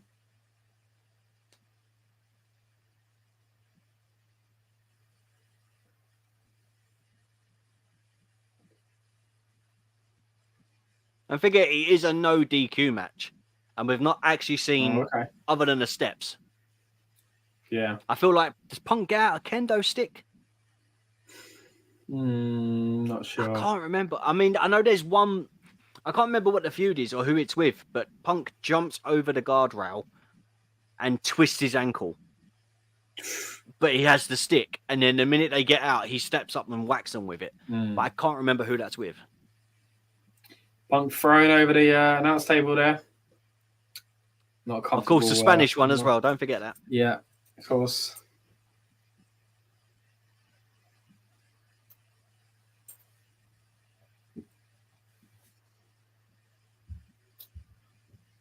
The greatest of ease. That used to be a Booker T phrase, wasn't it? Did it? Can't remember. When he was a commentator, he used to say that all the time. Oh, remember me and Tom doing impressions of it? Was it? I'm sure it was Booker T. Yeah. Oh! Quite an interesting spot. Commentator's table on top of Punk and stomp either side to break it over his back. Pretty cool. Good commentary there by Cole to mention how, CM Punk had a nice little flurry and now he's just being ripped apart by Brock. Lovely belly to belly on the outside. Best in the world. When did Suplex City start? I was about to say that. Yeah, this I thought he was must be before. Or was it not at the one with John Cena? In which case, it'd be straight away as soon as he comes in. Was Suplex City 2012? I feel like it was later than that, no? I'm going to look up the actual quote because I remember the other word he says. Suplex City, B word. Yeah, that's the one. It's just like remix songs. A lot of which come from 2015.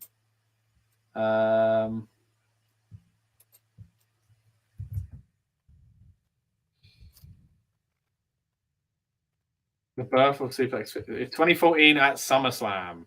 Against so next year. John Cena, weirdly enough. Yeah. So he does face him again. Because I was like, it feels like 2012 or 2014, but I was also thinking it also feels like Cena, but I forgot.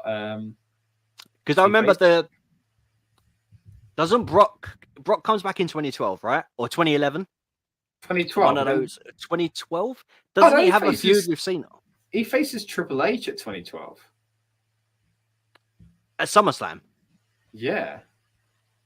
Does he come back in 2011? That's why I'm mixed up. I think he comes back in. He's with Paul Heyman already. I thought he'd come back in 2012. I know his first feud coming back is with Cena. It's Cena, but that's Extreme Rules though. Ah, right, okay. But I always just feel like it must have spread on to SummerSlam, but maybe not. Yeah, it comes back in 2012. Okay, so that must. Yeah, because I remember the match, and he does the running knee to Cena using the steps, and that's when they both fly over. Yeah. So No Way Out, Triple H challenges Lesnar, who's not there for us. Because that's the broken arm spot with Triple H, isn't it? SummerSlam. Oh, is it? Because he starts doing a Kimura lock. Oh, yeah.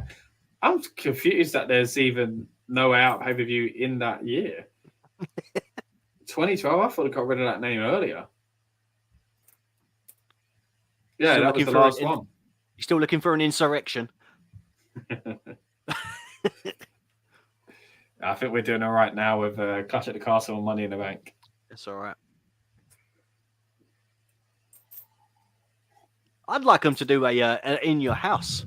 Obviously, we know NXT got started it. Yeah, that was a one and done kind of thing, wasn't it?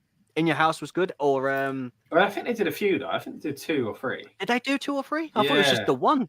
No, because we spoke definitely one. Yeah, we did the first one, which I think was in 2020, or maybe that was the second even. But they definitely it was definitely COVID. It was definitely the COVID era because that's when Charlotte went there, right?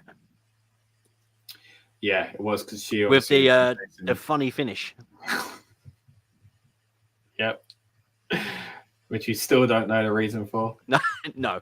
Triple H said we would, but still waiting for it. We'll never find out. Do you know what? I don't think that's going to be in one of those mystery things as to what happened, along with why did Brock turn on Cody. yeah. And who was behind GTV? Who blew up Vince McMahon? All that stuff. So Lesnar catches Punk and just throws him like a rag doll to the other side of the ring. Punish him, says Heyman. If you had to take one move from Brock, and it's going to hurt, which one are you least likely wanting to take? So I feel like, and I say this weirdly, I feel like the F5 wouldn't be that bad because you're just going up and down and you but the way he does it though, like I think from any other person, but the way Brock does it, just especially if someone like who's smaller, like myself, I'm not exactly the size of the Big Show, so I think it'd just be a. But yeah, maybe that's a German suplex, No, I'd hate because you're just being launched. Yeah, but then you got to land on the back of your shoulders, essentially. It's a very uncomfortable place to land. Difficult. I don't know. I want to land flat on my back or on my stomach. On your front. Maximize the pressure. Spread it out even. That's why you bump. RN science class. That's why. No, that's why you bump. That's why you bump. Yeah. Because it's to spread out the pain.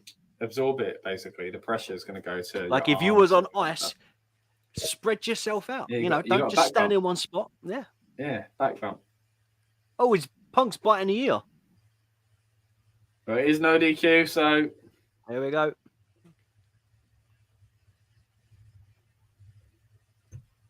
If it had bit the cauliflower ear, do you think he would have felt it?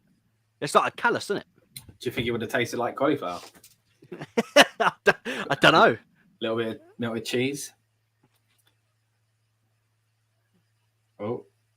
Oh, dazed Lesnar. Brock Lesnar. That's what he is. What? He's rocked Lesnar. Donut. Oh, lovely. Oh, that's a stiff knee, though.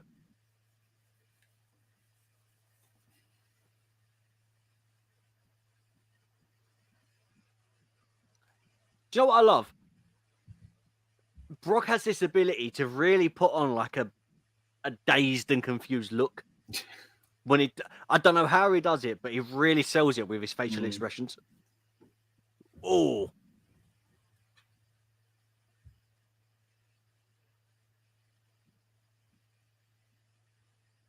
Punk's back is a bit cut up as well. That's got to be from that table spot, isn't it? Yeah, maybe.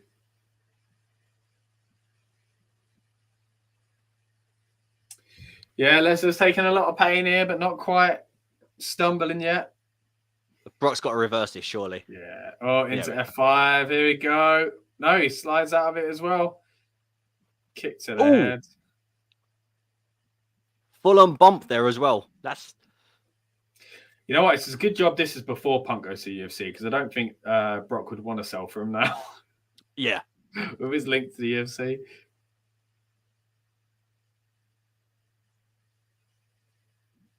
Elbow. Oh, I didn't like that elbow drop. I'll be honest. It wasn't the best one. More of a splash. Oh. The match has gone long, you know. It's got very long.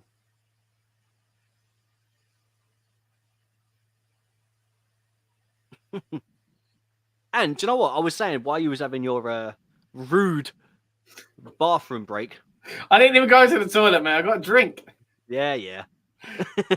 But yeah, so I was saying at one point, like the match so far, just go by what we've been watching, would have been Christian and Del Rio. Yeah. But I think this tops it, you know. This is getting really good at the end. Yeah, it's different style of match, of course, but very good. A bit bright there. Let's bring that down.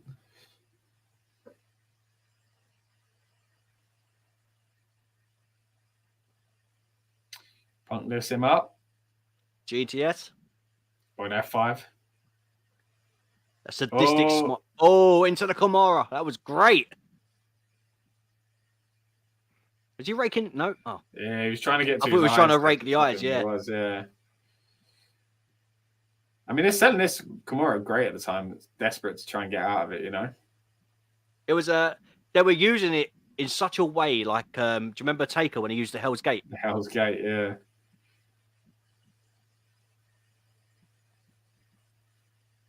Oh, Punk reversed it into cross armbar. Trying to get a little bit of an armbar going, yeah. Oh.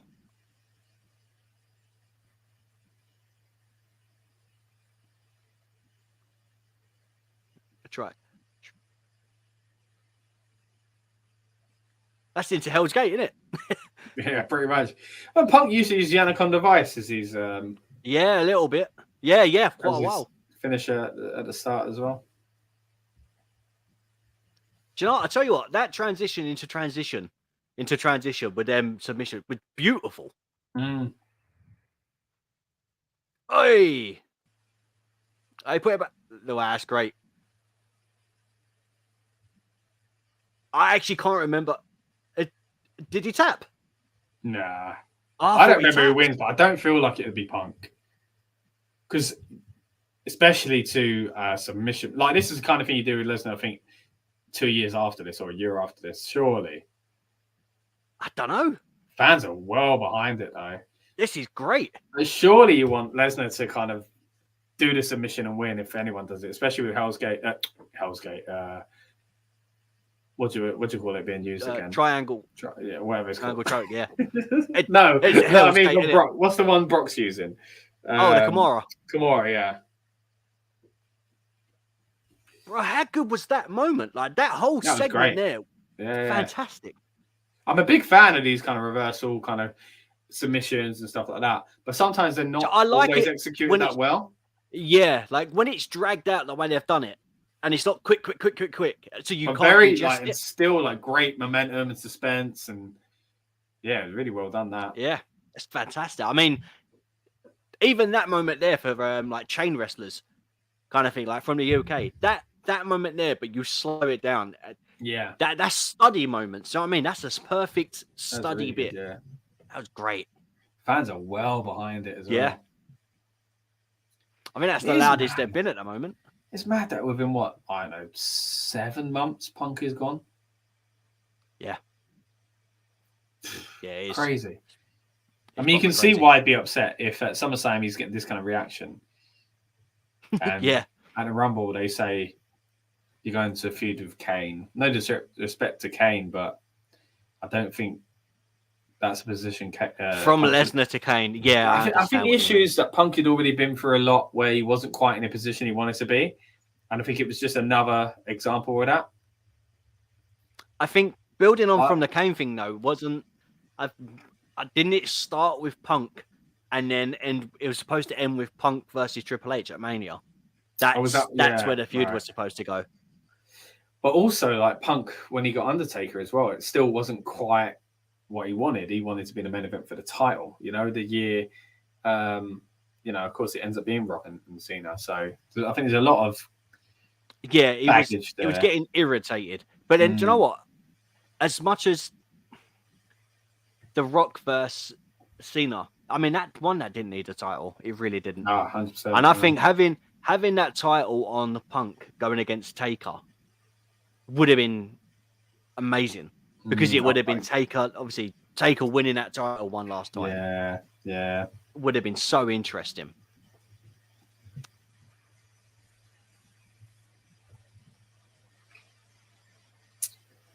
Too much thinking time there for Lesnar. Punk on the top rope. Oh, jumps into the chair. Yeah, well, I mean, that's smart. Let's be honest. Like, if someone's throwing themselves at you, just put the chair up. I mean, that's how I tapped my brother when he was trying to fight me as a kid. I might have told this on the channel before, but I picked up my Winged Eagle replica, and he basically ran into it, and it gave him a black eye, and he had to go to hospital. I got in a lot of trouble. That's why they say don't try this at home. I was defending myself, but that's it. How bad's that look that I hit him with my world title? It looks like I've just beat him up, like as you're such an attitude era, baby. Exactly, it looks like I've just I've been watching too much of that. You know, it weren't that. I was being attacked. It was the closest thing to me to pick up. Unbelievable. Was it a good swing that you done though? Of course, it was fantastic. It was artistry. Good connection, brother. Great, great on TV. Yeah, I think I might have talked about it before. With my brother. Oh, a low blow. Actually. That's it. No matter how big you are, that's not a fun move to... Giving you cauliflower beanbags, man. You don't want that. Oh, no, not quite. What did he say? So what now? I don't know.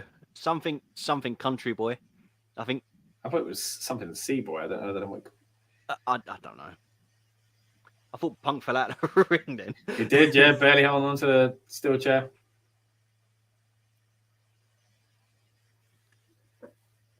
I'm guessing elbow drop with the chair. Yeah, it's got to be in it. I tell you, Heyman, that everything he does, from like the facial expressions when he's at ringside, just help sell that match just that little bit more when the camera pans to you. Yeah, it's a great addition to so good. So everything he's in, really, every feud he works. He really is. Works with. I mean, even now with like the Roman stuff. Oh yeah. Oh. Like bounced off his face. It looked like. I literally don't know who's winning this. And we've seen it. Oh, I thought that was it. I thought that was it. I like it. I'm getting drawn in. Yeah, you're right. This is the good thing about doing these. Like some stuff we remember, some stuff we don't. And like it still gets exciting, you know? I don't think I've ever seen a Brock match go this long before. It's got to be one, maybe one of the longest. I think he's had some fairly long ones, but it's good, man. It's shown why this is such a well remembered and cared for SummerSlam, though. It's been a great show so far. Oh, they are some stiff shots as well. Yeah, they ain't holding back. I think if you're working with Brock, you give as good as you get. Yeah. Brock, oh, there we go. Do you know what I mean? Yeah. Give him a good kick. Go on. So Lesnar was saved Heyman there. Punk's still holding on to him though. Did you do the F5 onto Heyman? I think he might. Yeah. Like go. It's just he does. Oh no, I thought he did. I thought he did something like that before. GTS. This is a good reason to make it Brock. Oh, for Brock to lose. Oh, Heyman stops him. Man, I thought that was it. So did I. This is a great match, and again, like we saw this and probably reacted the same way 10 years ago. Yeah.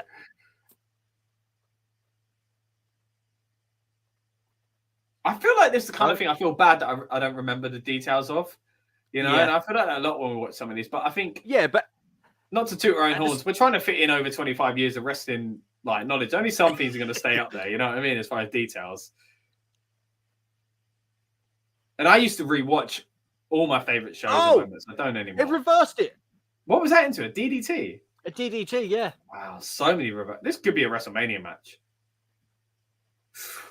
Oh, mate. Man. Anaconda Vice? This is one of those matches I'm going to, going forward, talk about a lot as like a favourite SummerSlam match. This is up there, isn't it? It's got to be up there. Yeah. I'm glad I'm giving this a second watch. So, I mean, I don't really do it with this, like, and I think we said it in one of our watch-alongs a few years ago, like, this era, it's like, I watched it and I'm done with it. I never really go back and revisit it. So it's really interesting to give it another chance.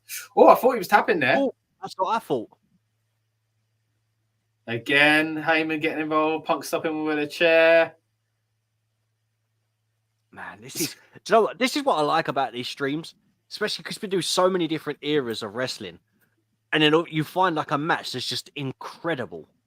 Yeah, this is fantastic. You know, and you think, we're so spoiled as well, because especially when you don't remember it and you think, wow, we're literally reliving those emotions, you know? I mean, still got the hindsight of, we know he leaves in 7 months anyway. Oh. At least back then we would have had the whole kind of, where does Punk go next? Yeah. But yeah, knocked out. There we go, Anaconda Vice on Heyman. That's not who you need to tap, mate. Surely Lesnar's going to come from behind now. Oh! Hard hit on her back. I think we're at the stage where either one losing kind of like, well, that makes sense. You know, like at least they didn't, you know, there's a reason, you know, they can argue that this shouldn't have happened, So, and that's what you want really with two kind of protected stars. Obviously, moving on to the 2023 of it now. Do you think this is the sort of match we're going to get with Cody at SummerSlam? Nah, I don't think it'd be this much. Do you think it'll go this long? Nah. No? No, I think it'd be quite long, but I don't think it'd be like this. I think this is a standout Brock Lesnar performance. This is fun. And because he's faced Cody quite a bit already, I don't think. But then again, the SummerSlam, the big blow off, maybe. Don't know. We're going back to 10 years ago. We've got the F5 onto the chair. That's got to be it. That's got to be it. It's taken a little while to get over, though. Oh, but then he drags him with some false. That's it. It's got to be done. Over. What a match. Oh, man, that was great. I would hate to follow that. This is the thing, man. And again, you think 7 months later, not only does he leave WWE, he essentially retires for, I think, 7 odd years. No, how many years is it that he's gone for? When did he? 2021? Did he come back? 9 years? Was it 20? Either years. way, long 8 time. years. He's gone for a long time, and you think it does show like Punk is pretty much still in his prime at this point. And you're like, oh man, we don't get more of this. It's crazy, isn't it? Mind-boggling how, and the thing is as well, at this time as like you got Lesnar, you got Taker, Cena, Daniel Bryan's on the rise, Randy Orton's still floating around. Like all those names, Del Rio, Christian's obviously just had his one more match thing. Yeah, all these names, and you think Punk shouldn't be in a main event of a WrestleMania. I mean, that's a WrestleMania main event match right there that we just witnessed. I made a good point about the roster as well, because we talk about all these kind of transitional figures as well, like new guys coming in, like the Shield and the Wyatts. It's like that image that always goes around Twitter, 2008. Oh, the roster was stacked. It's almost a meme now that they always talk about that. Like everybody says it every few months, it comes up again. But I think if you saw a picture of this era, because of what those guys become, Seth Rollins and all that, as well, I think this, like I say, is a fantastic roster. It's crazy to think the roster then was amazing, but we didn't have what they're doing now. Like we didn't have their progression and their peak moments and stuff like that. Like Roman's tribal chief run, like now, unmatched. Like, do you know what I mean? It's so good. Seth organically going from babyface to heel. Cody's finishing the story. Just those three alone are incredible. Yeah, there's a lot of big stories at the moment. And I mean, LA Knight organically getting over. It's crazy. Yeah, maybe that's what it is. Like, it's such a stacked upper card, especially with legends and people coming back. And I know that was one of the things that Punk kind of moaned about as well. But then again, you look at stars like Sandow and Ryback and Cody Rhodes. Like, it's kind of no wonder they don't break into the main team for too long, Yeah. If Punk can't get his kind of position, I mean, if Punk couldn't do it, who else was going to do it? I mean, eventually Daniel Bryan would, of course. But do you think if Punk didn't go, that would have been Daniel? That would have been the CM Punk spot, or do you think that still would have been Bryan? No, it would have still been Daniel Bryan. Do you reckon? Yeah, maybe it gave Daniel Bryan more room to breathe because they were kind of equal at the time. Yeah, they were. I mean, they're compared to the Brett and Shawn, aren't they? Of this era. Yeah, it was a shame that we didn't see more of them together. Yeah. What a match, though. So good. So good. All right, so we're 1 hour and 49 minutes into the show. There we go. Thank you. And really appreciate anyone that's joined us live or in the barns. And we'd love to hear your thoughts on SummerSlam 2013. And, of course, what show you'd like us to kind of do a watch-along of in the future. But we are the Rebellious Nornoiz Pro Wrestling channel. You can watch our content right here on YouTube where we interview superstars such as LA Knight. Yeah. That's the one. Santos Escobar. I guess. I guess so. Sure. Members of the Imperium. Bianca Belair. You name them. We might have interviewed them. So check those out on the channel. What was you going to say, Rob? I was going to throw you a curveball and say a name that you hadn't interviewed just to watch your face drop. I thought, you know what? I'm not going to do that. I'm not that mean. Well, I was going to say, I bet I'll still be able to find a segue. Is there obviously I know we don't get to pick who we interview. It's the way it's structured and stuff like that. Yeah. Is there anyone that you've really wanted to interview, but you haven't had the opportunity to interview yet, but you think it might happen? I mean, it's always whoever's at the top. You know what I mean? So I was so glad we got LA Knight. I'd like to get Cody because he's still a big star. Basically, want to get the big names out of them and when everyone's excited about them. But I'd also like to tick off Dominic Mysterio. That'd be good. Because then Randy? Every member of the Judgment Day. Randy would be great as well. But that's just because legend, you know what I mean? Big name. I mean, if we're going down that route, there's loads of names I could say as well. But I'll try and do someone more mid-card or not so much, clear legend, been around 20 years. But I'd love to see you interview The Miz. Yeah, I'd like to interview the Miz. We nearly got to interview Sheamus, but kind of fell through, ran out of time and all that stuff. But I'd like to have done that. But yeah, still a few to tick off, mate. But yeah, we have done quite a few. I mentioned the Judgment Day just there. Spoke to Damien Priest twice on this channel as well. Spoke to Bailey recently, of course. Recently got injured, so hoping the best for her, speedy recovery for Bailey. And yeah, Shayna Baszler as well. Fantastic conversation with her. So if you haven't already, that was good. Check them out. Yeah, man. Your interviews are fun as well. Like, it's not just the standard generic questions. Thanks, man. You know, you try and get like a little different conversation out of them. But I like when you end with, I mean, you try to end with the same question, as in, if you could be in the ring from the ref's view. Oh yeah, yeah. You know, like, a few times, yeah. It's so interesting what people say. Yeah, because a lot of them take it differently as well. So it's quite, yeah, it's cool to hear. I think one that really stands out, Rhea Ripley gave her answer. You know, I won't spoil it. Go back and watch the interview, but her answer, I was like, oh, I did not expect that. Yeah, yeah. So, yeah, no, it is a good one. She was a great interview. Going back to 2013, though, seeing Dolph here, I'd love to interview Dolph. That'd be pretty cool. Cool. With Caitlyn at the time, now against Biggie and AJ, who've kind of left his side, of course. Again, not long after WrestleMania. I've got a bit of information for you. Okay. It's useless information. Can you put up the SummerSlam graphic for me quickly? As in the one for this show that we've the one for this show. All the men in that picture at some time or another during her run, AJ Lee had kissed. I did hear that. How crazy is that? Yeah, it is. Yeah. Also, what is strange is that WWE don't use this graphic anymore. They do one where I think I'm trying to remember how they do it. Punk's not in it, basically. And I think maybe the Bellas aren't in it as well. Oh, wow. There's only 4 people sitting. No, actually, sorry. I think they moved. That's it. Kane and Punk are sitting.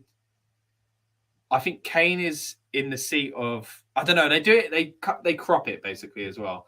So the way they use it today is a little bit different. Big E's music there as well. The 5 count. Yeah, oh man, I love it. I absolutely love it. That gimmick of getting the ref to count to 5, and then the crowd from the NXT run. Oh, yeah, that is class. I'd love to see someone bring that. Even Big E if he come back again. We do talk about bringing back the 5 count when we speak to Big E, of course. So again, another interview for people to check out. But really exciting time for Big E at this point, because he's just he's only been in WWE's main roster for a bit. I like the way they used him with Ziggler, but now it's time for him to kind of break through as his own character. As a little bit of a run, if I recall correctly, with the IC or in that kind of... It's the US, isn't it? It's the US title, because him and Ambrose have a match and they bust each other open. And then, of course, he joins the New Day, which no one saw becoming what it did become. So, wow. Yeah, it was very strange. I mean, New Day, when they talk about how they started, I mean, there's so many podcasts where they've spoken about how they started. I think one that they really kind of dig deep down and get all the information out before the New Day's podcast started was they were in a group chat and they send each other like voice messages. This is how the song should go, and this is what we should. And that's how they kind of built New Day up. And then they found it was gospel, and it's like, that is not what they wanted. But, you know, they rolled with it and got their best out of it. You know, so this is like pre-New Day, but Big E's transitioning into that. Yeah, he's getting a go at being a solo star, and then eventually WWE just think, we just throw these guys together. And like you say, it wasn't what they wanted it to be. But my goodness, did they turn it into what they wanted it to be? It's exactly, man. I mean, even in the ring at their own, there's all 4 of them basically become former champions, former, of their division. Yeah. So Dolph, did he have the title twice? I think so. Because he cashed in, right? Did he get it again? I think he won it again. I can't remember. I think the only one if he did, the only one I remember is the cash in. I think because that was the bigger moment. But doesn't he go back and forth with like Christian or something like that? Maybe. Did you win it in a ladder match? Let's have a look. I'm just going through his Wikipedia, and you're like, Dirty Dogs. It's like, wow. Like, I tell you what, AJ Lee is a talent that I miss in the women's division. You know, obviously we get good. That. Paige is coming up. The clip of her and Punk in that show, is it Heels? Yeah. And they're wrestling each other in the ring. Pretty cool. Have you seen it, that Heels? I've never watched it. No, have you? I've not even. No. I want to watch it. Okay, yeah. But don't know. Maybe we could do an episode watch along of that, if it's possible. Maybe. Yeah, something like that. Yeah. All right. So yeah, he's won it twice. Glow as well. Yeah, I've never watched that either.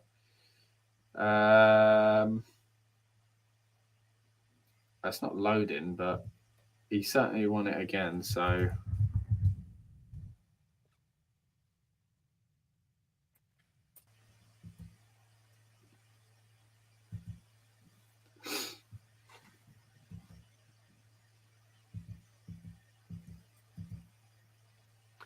Why are those people there? They won a Doritos competition. Oh. Of course they did. Why wouldn't they? Yeah, exactly. Obviously, they were talking about it, but obviously we were talking about interviewing and that. I wasn't even listening. Yeah, no, I saw a little nameplate come out at the bottom. Yeah. Oh, fair enough. Yeah. When did he win his other title? Oh.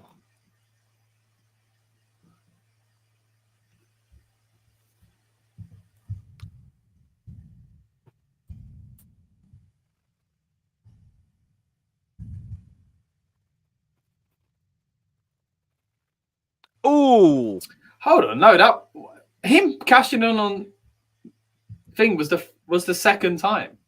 No, was it? I always frame in my head like it weren't because I'm like, I thought that was the first time because he was like, no, actually, was the first time not counted? Is that the time when he wins at the SmackDown with Vicky Guerrero and all that? As it for like a tiny amount of time. I can't honestly, bro. I can't. I thought the cash-in was the first time. I always say it's the perfect one, you know, like he's breaking in for the mid card and that. But I think he had technically. I think that makes sense. Ooh. Don't know. I mean, comment in, stick it in the comments if you remember what. I can't find it. I'm literally going through his Wikipedia trying to search the word World Heavyweight. Ooh, that was like a Kinshasa then.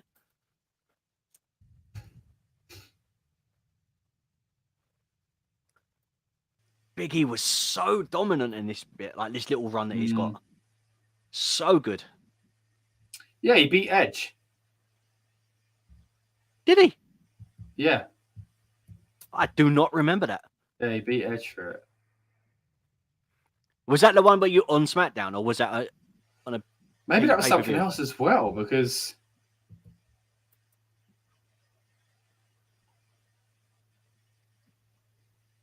Oh, that spear!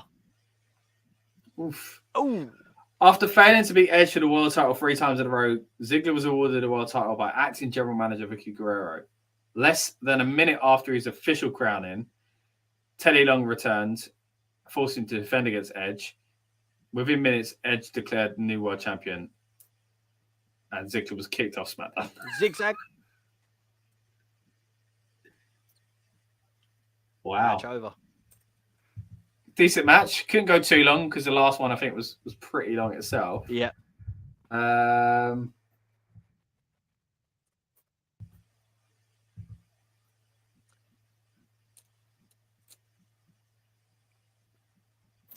Yeah, he was awarded the title. So is that official though? I think that is official, yeah. I mean, okay, so that's why it didn't feel like he had actually won it. Yeah, right? yeah. I would say though, like the cash-in is his proper title, like, yeah, to me.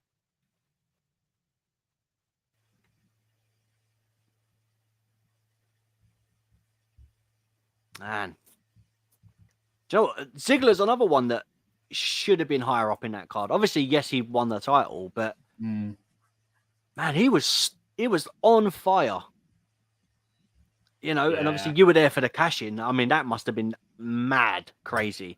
Yes, I think it's still one of my favorite moments in the modern era. I think even if I weren't there, I think it was such a cool moment. Oh, here we go. Fandango backstage again. Did he go into a feud? Must have done. He's always around him here. Oh, no.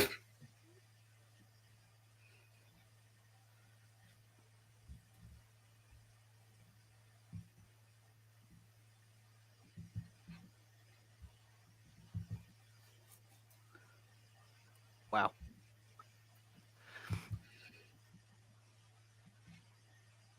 Fandango's first feud, Chris Jericho. Yeah, first match, yeah.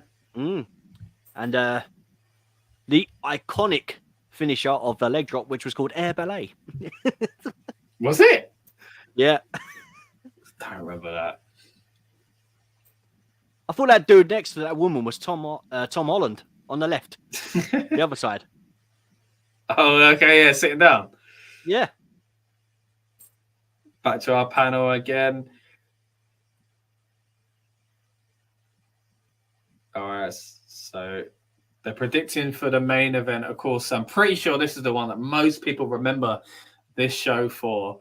And because I am inclusive, I'm going to go now when the women aren't on, mate. I'm going to go to the toilet properly this time, and I'm going to let you be a talking head alongside these WWE legends, because you are a legend yourself. I'll see you in a second. Stop it. Yeah, so as we said, for everyone that has seen this SummerSlam pay-per-view PLE before, you know what's coming. I think this is probably, as I said at the beginning of the stream, this is the only thing I remember clearly from this pay-per-view. Obviously, special guest referee Triple H. If you're watching it at the same time as us, or seeing the graphic, Cena versus Daniel Bryan. And as we were saying, it's the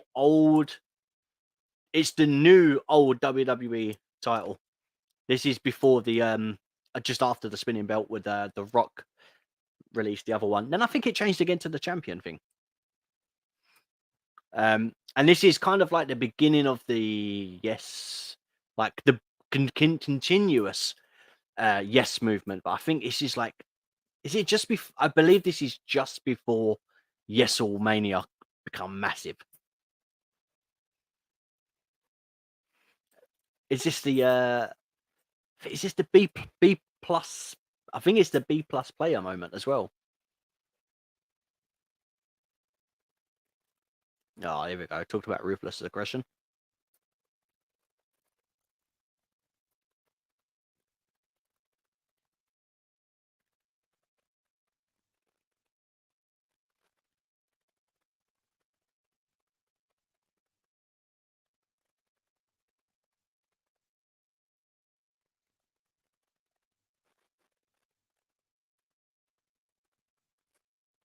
Here comes Wade Barrett.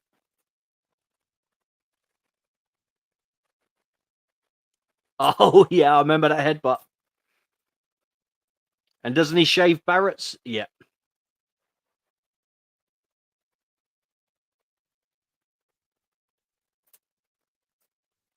The beard is here.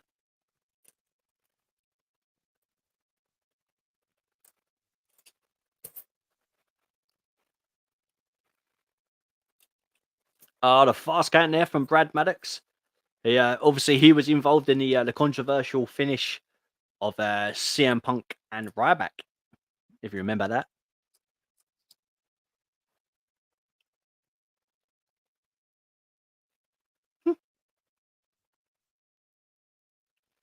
Here comes Triple H with short hair, which I think we're used to seeing him bald now.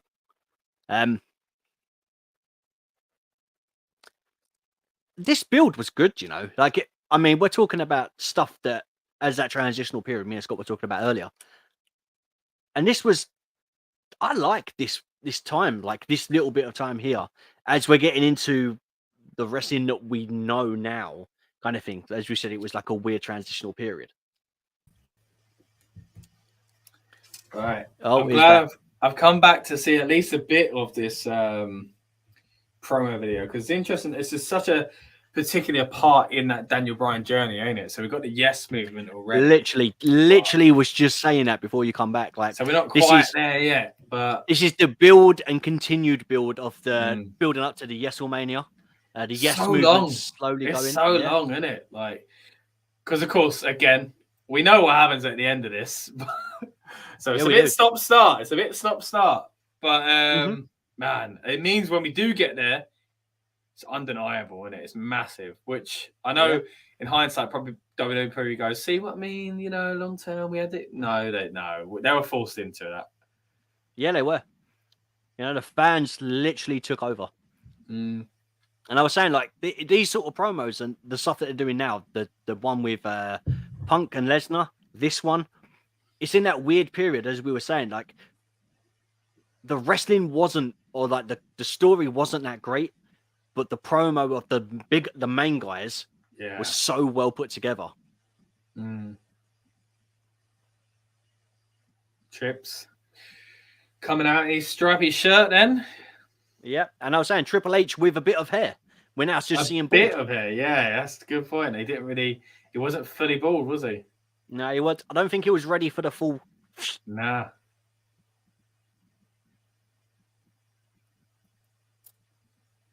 And is this? He's running NXT at this point, right? Obviously, I know NXT is his creation. Well, NXT's not really the same. It's not banging thing yet, is it? It's not. Yeah, it's. I mean, at this moment in time, I don't know. Yeah, I mean, I guess Seth is probably champion at this point or something like that. No, because Seth's back. Yeah, sorry. Yeah. So that's all. And obviously, Bray's gone up. Yeah. With the Wyatts. So that's what I'm thinking. So I think this is Bo Dallas, Sami Zayn, all that. Really? I think it might be that sort of period. Man.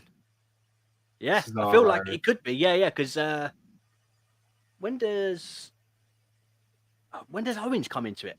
Like, because he's not there long because 14? It must be because obviously he comes up with the title, doesn't he? With an NXT title against Cena. The beard is here. I forgot about that shirt. I was very anti Daniel Bryan. You know, I wasn't a what? Yeah. What? Why? Yeah, I just the beard, the annoyance of the yes, then the annoyance of the the Team Hell No stuff was okay. Like, it's funny. But yeah, I did not want him to be the champion. That is crazy. I've never heard anyone say that. Like, I love the story, and it's so well done. Like, the way we finally get to the end result, we know what happens. So did you not like it at the time then? Like, when at WrestleMania 30, was you not happy then? No, I was happy. Like, when he won it, I was happy. Like, and then going through the obstacles and all that. Yeah. But this whole build, didn't like it. You didn't like it. You hadn't been won over at this point. No, I was won over on the night of Mania. Really? Yeah. Wow, like, even the bit with, you know, when he does the Wyatt stuff, when he joins the Wyatts briefly, then he's got the yes moment on top of the cage and all that. Yeah. I remember all that, and I wasn't won over by that either. Wow. Man, you were on WWE side. Brian. Yeah, man, I hated Brian. That is so weird. Is it because you're such a big Cena fan? No, I didn't like Cena then either. I mean, I bought Cena's merch because it was cool. But it was never cool, mate. Yeah. What do you mean? Actually, it was cool at first. I know you've got nearly all the Fruity Pebbles colours. But, do you know what? I was going to put my Cody merch on. But it's in a wash. Well, I'm really shocked by what you say there about Brian, though, because I mean, you mentioned Stu then. You know, did he? Yeah. When did we meet? We must have met in 2016, me and you. Yeah. So I would have this is 3 years earlier. I would have just assumed that you had the same opinions as me. Yeah, man. So weird, man. It'd be interesting to have had like this channel back then and known each other then, you know. Because again, I just assumed that you had the same kind of. Yeah, no, I wasn't there. Like this. Wow. Like the ending of this match. You were happy? No way! No way! Yeah. That is crazy. I'm genuinely shocked. So you can see the elbow pad that Cena's got on. Yeah. Is that to cover That's where his elbow had, I think it's the tricep, had dripped down to his elbow.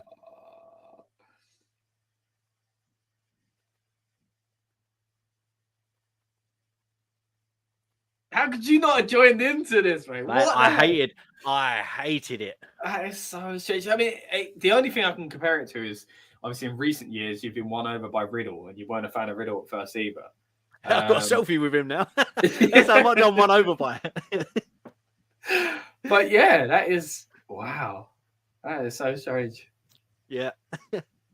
Yeah, man. I wasn't a fan. I was anti Bray. I think that's what I kept saying. I'm anti Bray. Wow. Wow, you had your own little catchphrase. Do you remember? Because the Miz had was it anti A Alex Riley? Oh yeah. With all that, yeah.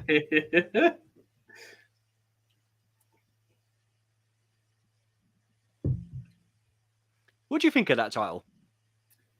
I mean, it's still pretty much the same belt now. I know people try and pretend it's not. Obviously, there were champions at the bottom. Yeah, they've changed. Like it's basically where the new one is. So, I mean, the colour's changed now as well. The new kind of combined title, but yeah, I like it. I've liked all these kind of titles as well, to be honest. And it felt really fresh at the time. Until they'd done like the Universal looking exactly the same. When they started doing all of them looking the same. Yeah. But even though I liked it at first. I liked when the women's title got brought in. I mean, that was fine. Yeah, that was all right. It should be on par with the men's. It should look I mean, looking at similar to the men's is quite good. But yeah, I guess when they start adding Universal and all that kind of stuff, it's not great. But I mean, it got rid of the worst title in history for me, which is weird because I know some people, especially if you grew up in an era, Spinner, it's their favorite title. Spinner, yeah. I mean, not for me. I didn't like the Spinner. Do you know what? I like the spinning US title for Cena. So that really done well with him. Yeah. For me though, in that era, I would say literally my favorite title of all time. I loved the Winged Eagle of the 90s. Mm-hmm. That's iconic. But for me, my all-time favorite is the Undisputed. The version 2 one with like Eddie, Brock, weirdly Hogan. Yeah, Undertaker. Yeah. It's shame it wasn't used for long. And of course that is what the Spinner takes over, you know, and that's what I think probably made it. Yeah, because Cena and JBL, wasn't it? Yeah. And I mean, it should have just been a custom title for him for a bit, but yeah. To think where we'd come from though, even with that title, to like Cena wrestling now, JBL being on commentary, and that title has been there for like, how old's that title at that point? 8 years old? Yeah, because it's Rock that brings in this one, right? When he beats, as we saw on that Survivor Series, when he beats Punk. Great little start here between these two. Again, this is in that period where Cena's really like changing things up, trying to prove what he can do in the ring, trying different things, very aware of, you know, what the fans think.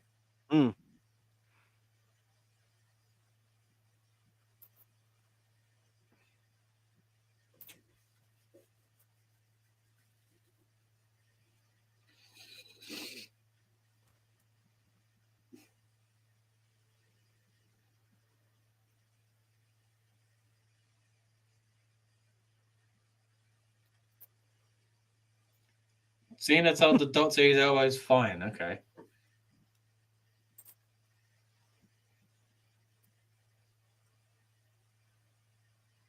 Do you know what? I was so involved in what was going on with the match, I forgot that Triple H was the ref. I was like, I looked, I was like, that's a ref. And I was like, oh yeah, it's Triple H. Yeah. He's fairly big, isn't he? Yeah.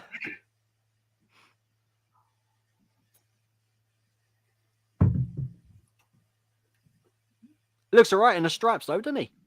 Yeah, a bit weird that he ain't got a WWE logo on it. Yeah. A little. Oh.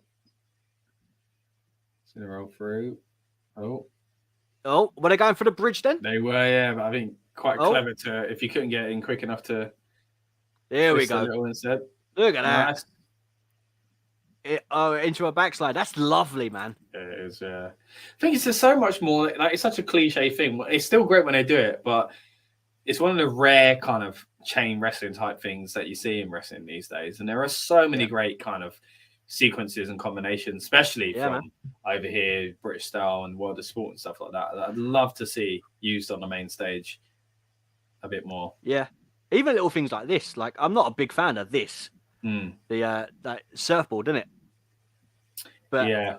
I mean, but it's done well. But yeah, like chain wrestling and stuff like that, especially over in the UK. You know, obviously we've had the pleasure to watch some of it being from the UK.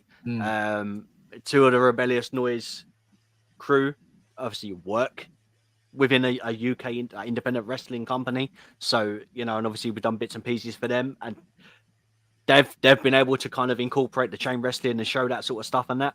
But as you said, like when we get to see little bits of it on the big stage, it's so nice to see. Yeah, and it's always certain wrestlers that do it, of course, like Daniel Bryan's prime for that. But I mean, obviously Regal. Yeah, Regal, of course, yeah. Barrett for a little. Yeah.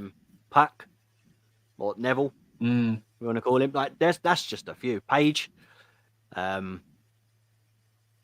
Yeah, a bit more of a British style in the eras they came up in, but you do get with American guys like Daniel Bryan and people like that as well. Anyone kind of considered technical would usually kind of do it a little bit, weren't they? But yeah. But I mean, Bryan done the camp tours, didn't he?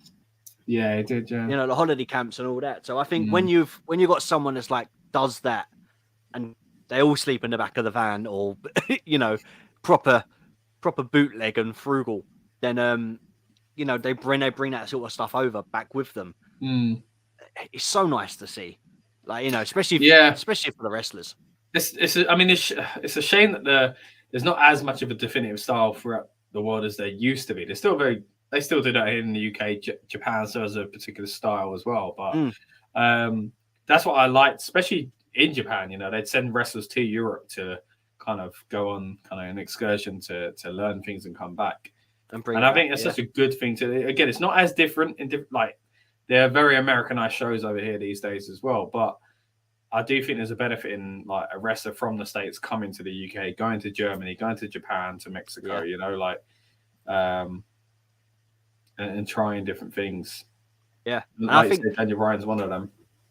Yeah, definitely. I mean, even with Cena being in the ring, seeing the stuff that he would have picked up, like a little chain wrestling and things like that, he would have picked up from the likes of people of Daniel Bryan because he's a WWE product. So he was taught.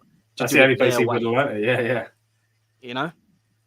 So there's people on campsites over here that probably somewhat influenced John Cena. Don't realize it. Probably, yeah. It's crazy to think that. Oh.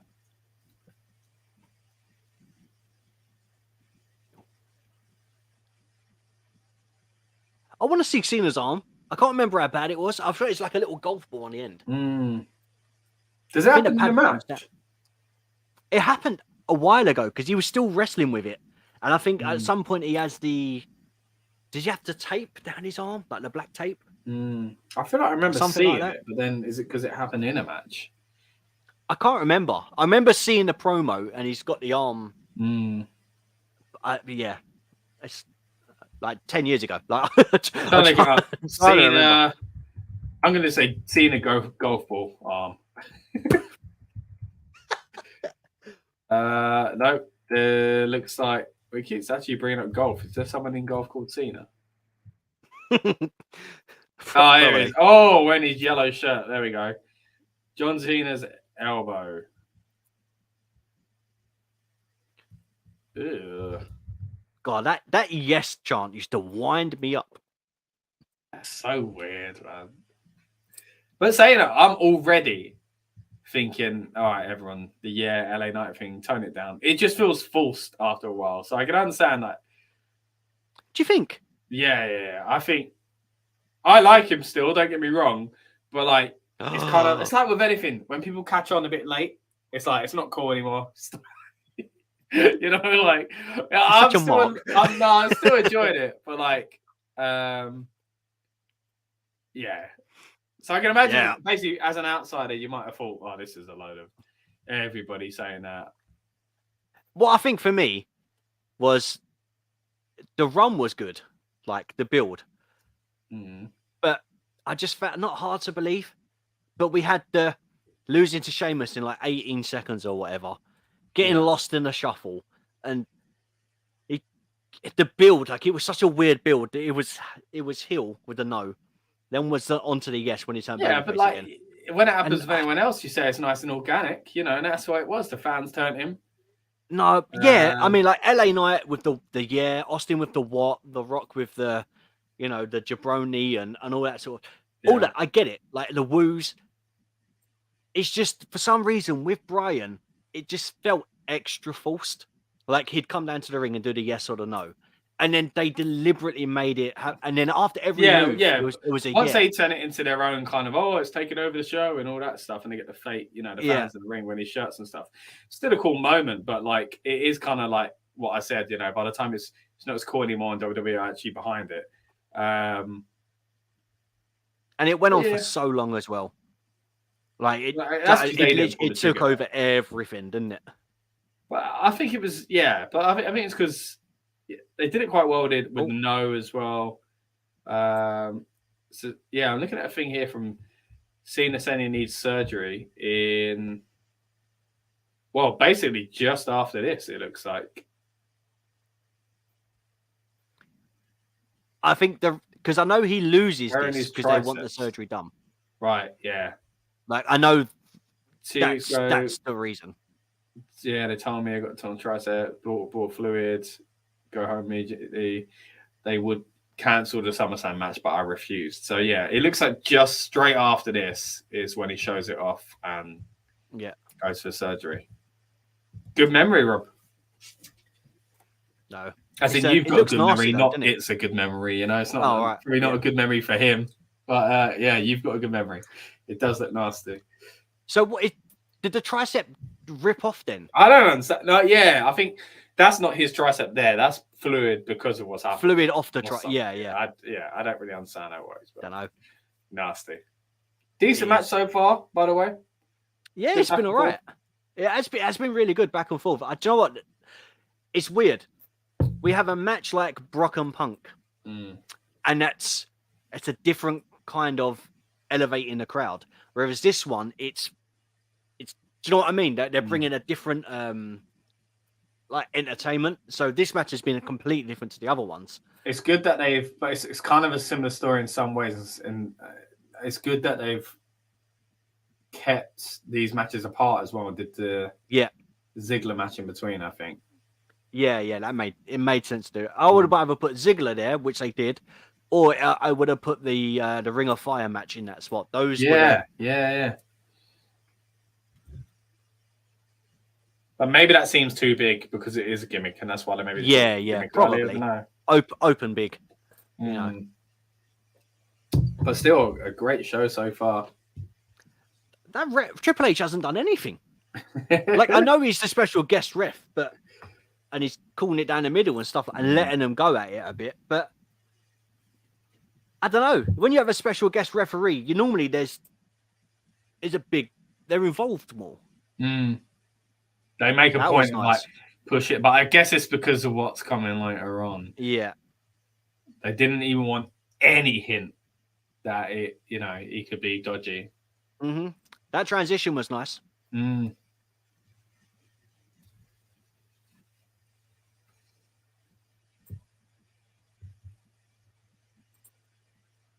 you reckon Cena's balding at this point? I noticed on the clip earlier, it did look fairer than it had before. That's right. It happens to all of us, mate. Don't worry. But nowhere near, obviously, like today. Well, what's crazy is that there was a period when Cena was bald. You know, like Yeah. when he didn't need to be. And now he's like, no, I'm having hair.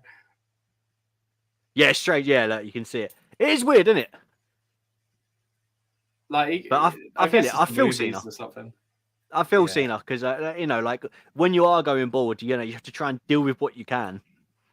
It's But like, I I don't get think it was mine cut in a noticeable. specific way now. It's more in hindsight now that you look back because you know about it. I don't think at this point I would have thought that. No, not at all. Yeah, and the thing is, Yeah. because he's got more hair, it's more visible. Yeah, that's the problem. That's what I mean. Maybe that's a Hollywood thing because usually you can control it, not in the ring. But like, otherwise, I don't get why he's not bald because he looked fine bald. Thing is, as well, he does those sort of films, like action films, and most action men are bald. Statham, The Rock, you know. Yeah, maybe that would be Bruce Willis. Yeah. I mean, he had a very short buzz cut. I'm trying to find. I'm thinking like same time that 2005, wasn't it?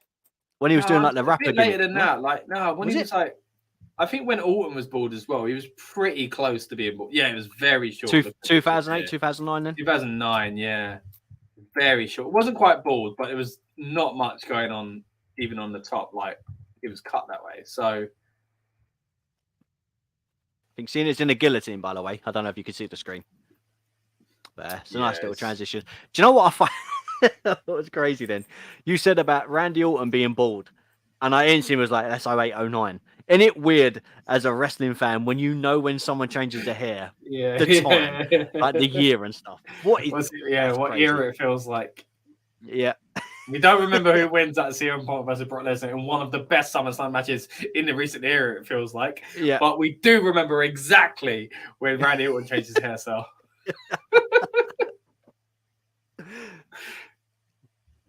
Says a lot about wrestling fans, doesn't it? Yeah.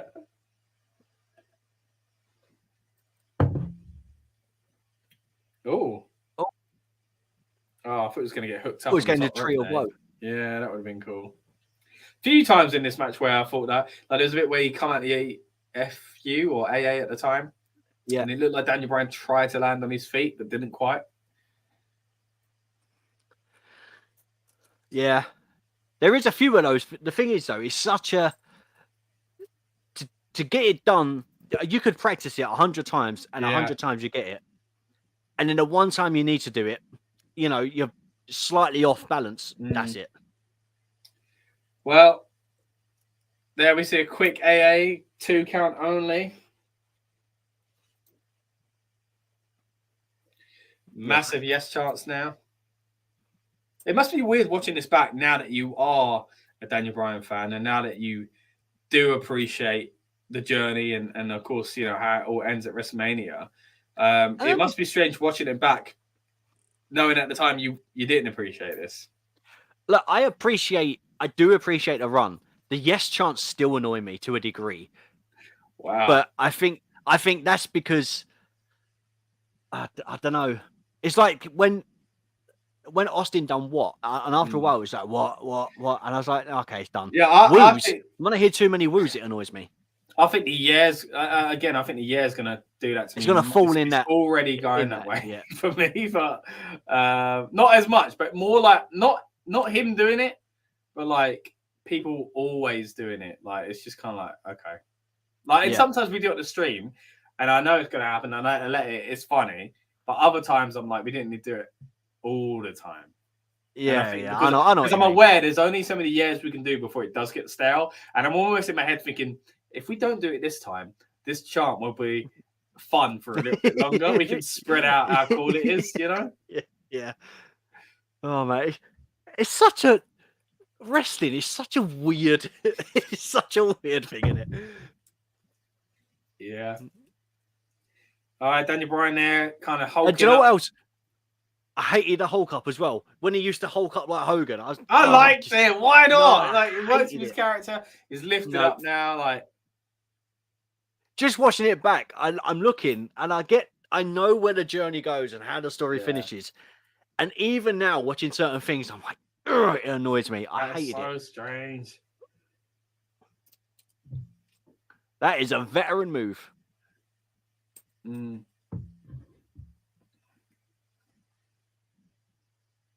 Great headbutt. There's a lot of stuff that we see of Brian that is very shade worthy of another wrestler. Yeah.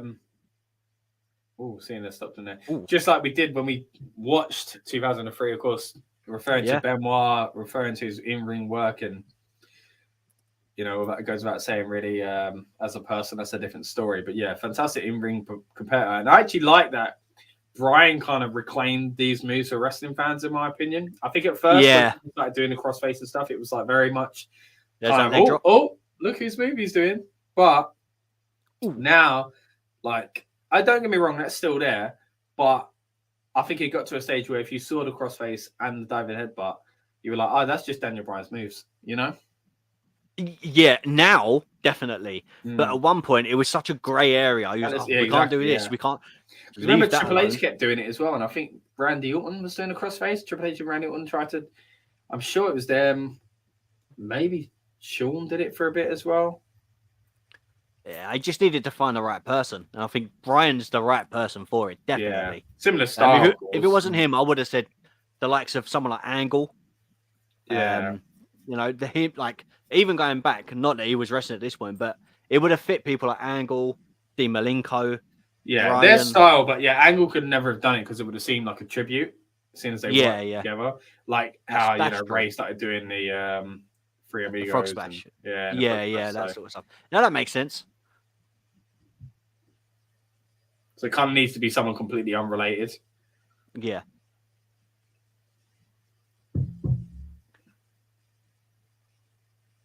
Yeah, like when Triple H was doing it, and I'm sure it was Shawn actually, it was this weird thing of like, is this a weird tribute, or you kind of, because your top guy is trying to think what, eventually would happen of, we need to make this about not him anymore. It needs to be someone else's move.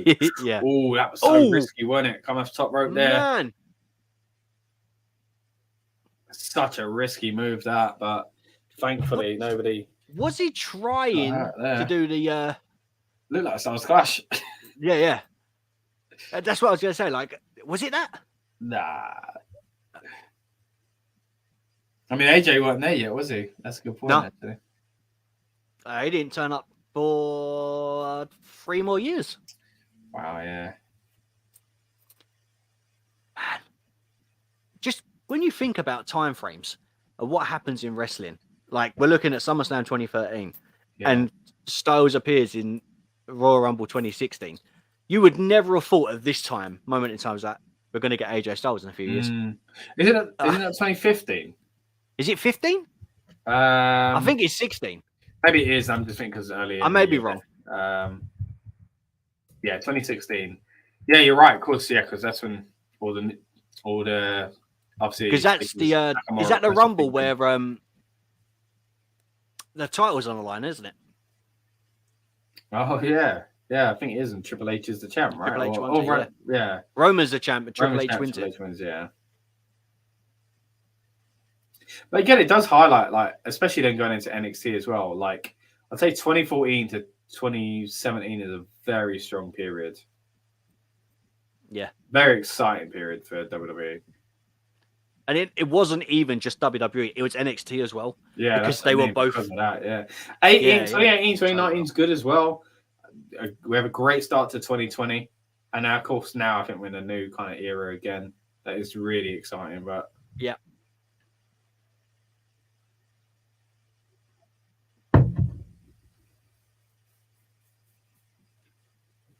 Daniel Bryan now getting to the corner, surely going to get the fans behind him. No, straight in for the drop kick, runs back, goes for another. Going for a third, and Cena's up. Inside out, as they say.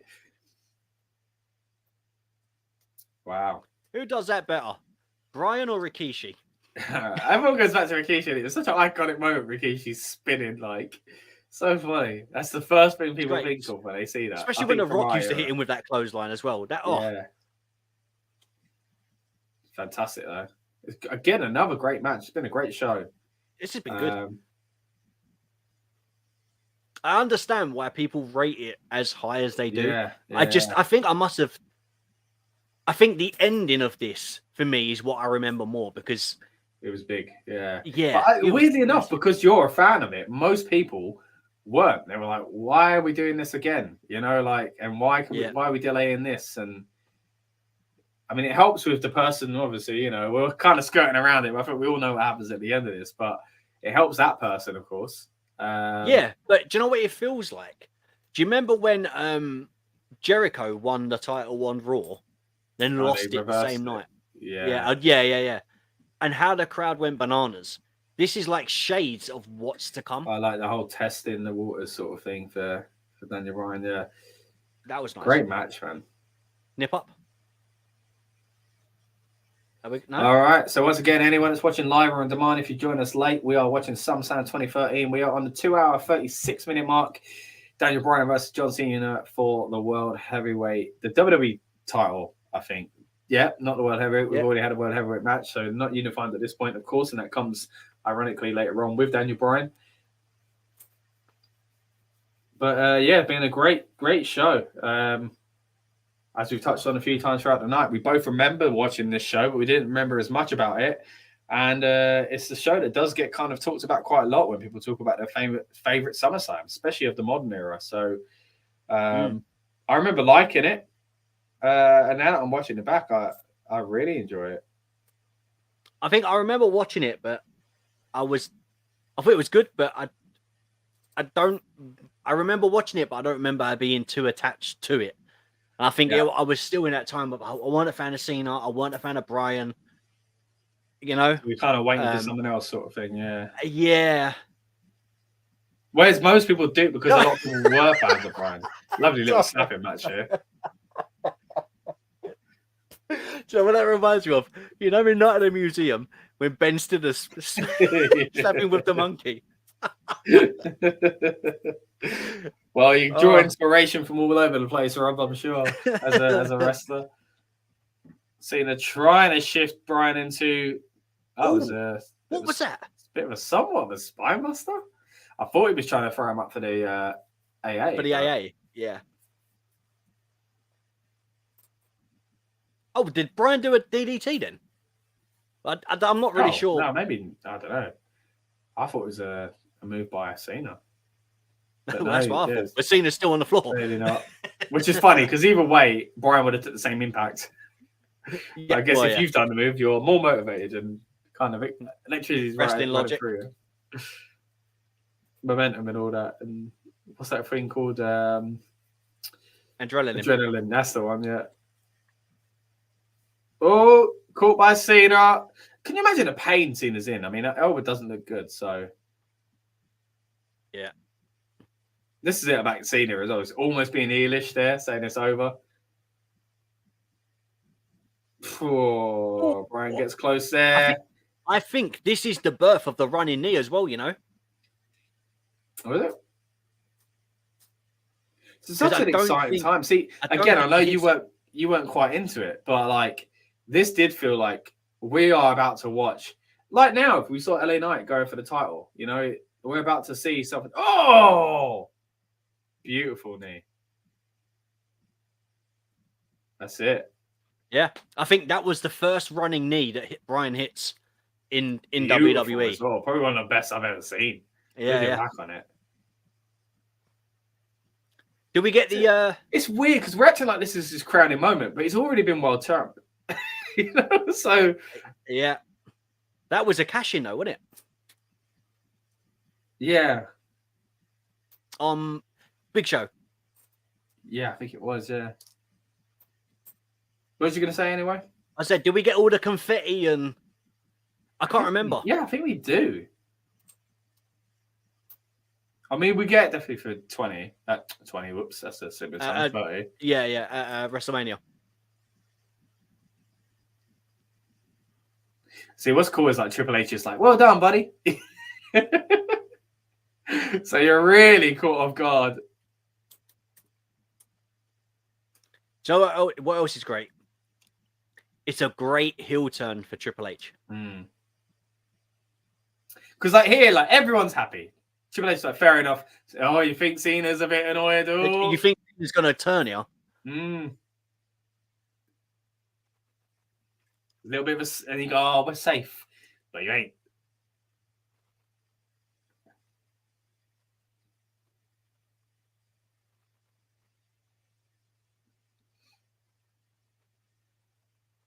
What do you reckon he's saying to him? Probably something along the lines of, it's your duty now to, do this with honor and make the company look good. Everybody's too happy, innit? Should have known. Everyone's like, well done, this is the future, let's go.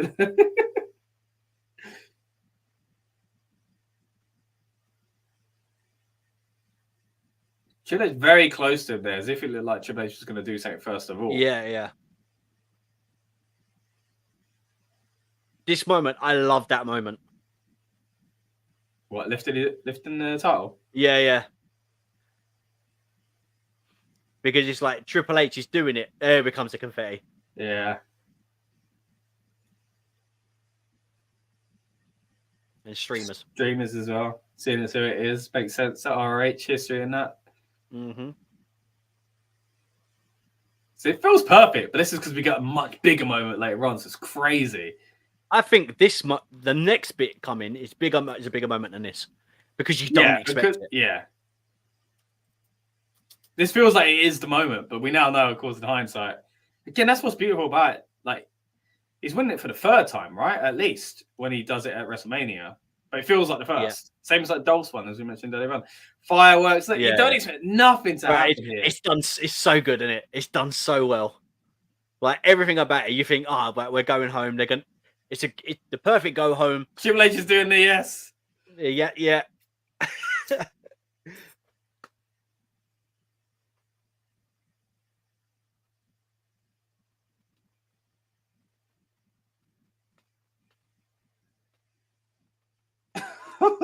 There we go. And that, even at this time, you're thinking he's coming out with confetti. Sorry. Even at this time, you're thinking, nah, he's not going to cash in. Yeah.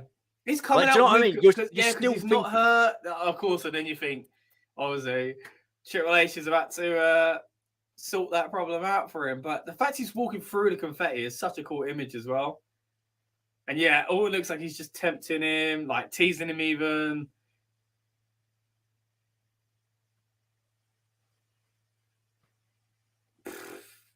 I can't remember. How does he get into? If I remember, does he turn him around? I think Triple H grabs his arm and hits him with the pedigree. Yeah, he pedigrees him. It's because it looks like it's over. Okay. Yeah. Just a reminder. The thing is, fans are booing that he didn't cash in. And then listen to everybody. People want to be there for history, don't they? Like. That's a good look on Randy, you know. Why did say, wait a minute? Oh, that doesn't help. Yeah. Because he stopped, didn't he? He turns. That slow turn. He's got a bit closer. Oh! Oh, man. Pedigree. And it works because of their history as well.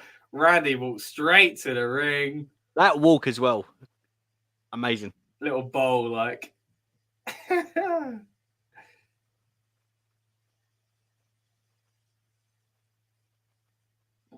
Cashes into his old body. The smile. Yeah. All along, yeah. Oh, mate, it's so well done. Even though I didn't want it at the time because I was. Oh, I love it. It's a shame when he lost it, but it was still very well done. Oh, man. That moment of Triple H just standing there and saying, ring it. Yeah. Oh, like the authority of him. And Randy didn't even have to do anything. That's what I like about it. Like, he didn't hit an RKO. He walked down. He did nothing, yeah. Still got Cena's little side plates on. Didn't even get time to put Daniel Bryan's ones on. Like, it's good straight bypassing him. Straight over to Orton. Talk about a transitional champion. I know. Unbelievable. Again, it does add to the story later on. It's mad to think it's a long way away from this. At least 9 months. But still, a great a great show, a great moment, and a fantastic way to end, especially, like you say, the kind of tease of... The only thing missing was the graphic. Remember, NXT did that before. They did the little copyright thing down the bottom. Yeah. Oh, hold on. You know, that's the only thing missing there. But it was so well done. What else? That's shades of something else that Triple H does. Because a few years later, he helps. Is it Seth or Kevin Owens? He helps Kevin Owens. Well, Seth joins them two, ironically. Yeah. Because of, you know, turning on the Shield. But then he does it too, and then after that, he pedigrees Seth, right? Seth, and then rolls him in. Yeah. Am I thinking right? Yeah. Yeah, no, I think he tells Kevin Owens to get in the ring from the outside or something like that. But yeah, pretty cool though, man. Like, I mean, it's funny now seeing, of course, there's a red briefcase and stuff like that, and it's like, oh yeah, because earlier we were like, why is this one for the world heavyweight? Why is it only? Because someone else has. I forgot they even were having 2 Money in the Bank. Yeah, I forgot. I thought it was 1. I don't remember Sandow having it at that time. I thought until the women come along, it was 1. I completely forgot they did 2 men's ones. Triple H look at him like he's a proud father. How many Money in the Bank matches did they have? Oh, look at that insult to injury. What did he do? Triple H just doing the yes chant. All right, here we go, man. All right, that's the end of the show, everyone. But of course, what we'll do is, as we always do, is kind of give our final. I enjoyed that. Yeah, before we wrap up, we'll go through some of our final thoughts. Just checking there with the Money in the Bank. So I'm trying to think. In 2010, they did have. They did. They always had 2. I don't remember that. What? They had basically once it became Money in the Bank. Once it was gimmicked, they done 2 every time. Yeah. So like basically in 2010 there was no, hold on. This is saying championship match. That's not. Oh, it is. Yeah. Okay. That's the prize of it. Okay. So WrestleMania they did it, and then the same year they did Money in the Bank for the world title and the WWE title briefcase. Right. Then the next year, but I thought it was the whole you can cash in on anyone, and I think it was just before this. That must have just been from the Money in the Bank then. So that's from Mania. No, but then there's 2 at Money in the Bank, and then 2011 is the same, 2012 is the same, 2013 is what we've just seen, 2014 is just 1. It's Seth Rollins. 2015. Okay, so that must be why then he can cash in on whoever. Because by then there's a unified title as well. There you go. Yeah. So it must have been from WrestleMania. I completely forgot that. Me and all. Because I always remember the whole any champion sort of thing. But anyway, when did RVD win it? Because he had the blue briefcase. 6 is when he cashed in, right? That was from WrestleMania, wasn't it? Yeah, WrestleMania. Okay, yeah. I was going to say, I remember them having the Money in the Bank at Mania, which then transitioned over to its own pay-per-view. Yeah, so 2010 is the last time. So you actually get 3 Money in the Bank winners in the same year because of that. Wow. Yeah. So anyway, let's get rid of the old stopwatch down there because the show is over. But thank you to everyone that has watched with us live or on demand. We appreciate you. Let us know what you thought of the show, both ours and SummerSlam itself. Again, it's fantastic show. I'm glad we did it, Rob. I think we've kind of locked out. We try and use the anniversaries and stuff like that, 10 years, 20 years, whatever it might be, 30 years we've done before as well. And we've done quite well. Of course, like we say, we kind of built towards this by doing a few from that era, late 2012 stuff. But now, we've kind of locked out with again, one of the best SummerSlams of its era. I think every match was great. Even the ones that were like clearly not in contention for match of the night were still good matches. But what do you think is match of the night, mate? Punk and Brock. Yeah, I reckon so. I think just the story being told there without a title, the whole thing it's the best burst of Beast. The build up to it, the way everything, the story of that. Yeah. And it's the first time that they meet, obviously, in a ring to have a match. So, I don't know. And I think it's a long match for Brock, and we were getting excited. It made me think, oh, Yeah, I think yeah, because I didn't know who won, I yeah, think that helps. But I was so invested. yeah. So invested. I think because I was thinking that when I asked you actually, like, what I wonder what I thought at the time was the best. I think I might have thought that last one because it was so exciting what happened at the end. Even if I was at the time probably thinking, I wish Danny Bryan got to keep it, but that was cool. I actually think like Cody and Sandow was great, and then Christian and Del Rio went up the next level, and then after that, Brock and Punk went up the next level, and then after that, this arguably because of the kind of way it ended, you could say it's the most memorable thing. This did too, but I think because of like hindsight and its storyline and the way we look, that's all very emotional based. So on the night, I think I would have felt like exactly like that, but kind of coming away from it and just looking at the match quality itself, I would say the Punk one against Brock as well tips it for me. But yeah, man, what a show. And especially when we're like, because I think any other pay-per-view, you could easily say that, like, I mean, I'm not saying this sounds bad. It would have to be a C pay-per-view that weren't like super noteworthy in ring anyway. But Yeah. I think Damien Sandow versus Cody would be at the top of the list for, you know, I could see a world in where that is the best match of the night. And it was a great match. And then on top of that, for you know, for us to then get Christian now Alberto Del Rio, again, could be considered match of the night on any other card. I mean, it was a solid match as well. Yeah, it was a really, really good show. And then again, the Ring of Fire, like gimmicky and opens up, and it's a bit of a strange time for it. But that's because the rest of the show was so stacked, and it was hard to place it in anywhere else. That was good. The women's match, decent. The especially for its time as well. Yeah, for like Ziggler's match, decent. I think that's pretty much all of it. But like, I enjoyed every match. Yeah, it seemed like the card, as we said, the only thing that you could change to kind of change the momentum of the card would have been swapping the Ring of Fire and the mixed, like they called it the mixed match challenge, and the mixed tag. Yeah, right? But even as you said, because it's a gimmick, you don't want to put the gimmick in between. It might be too much. Yeah. Two main events. So doing it the way they've done it was really good. Yeah. And it didn't feel lost in the shuffle either. Yeah, it was again started out. I'm not quite sure about its placement, but I think overall it makes sense. And a great show. And again, we talk about this quite a lot when we do this period. Again, it is a transitional period. It feels like for WWE, and this was a highlight of the best stuff within that.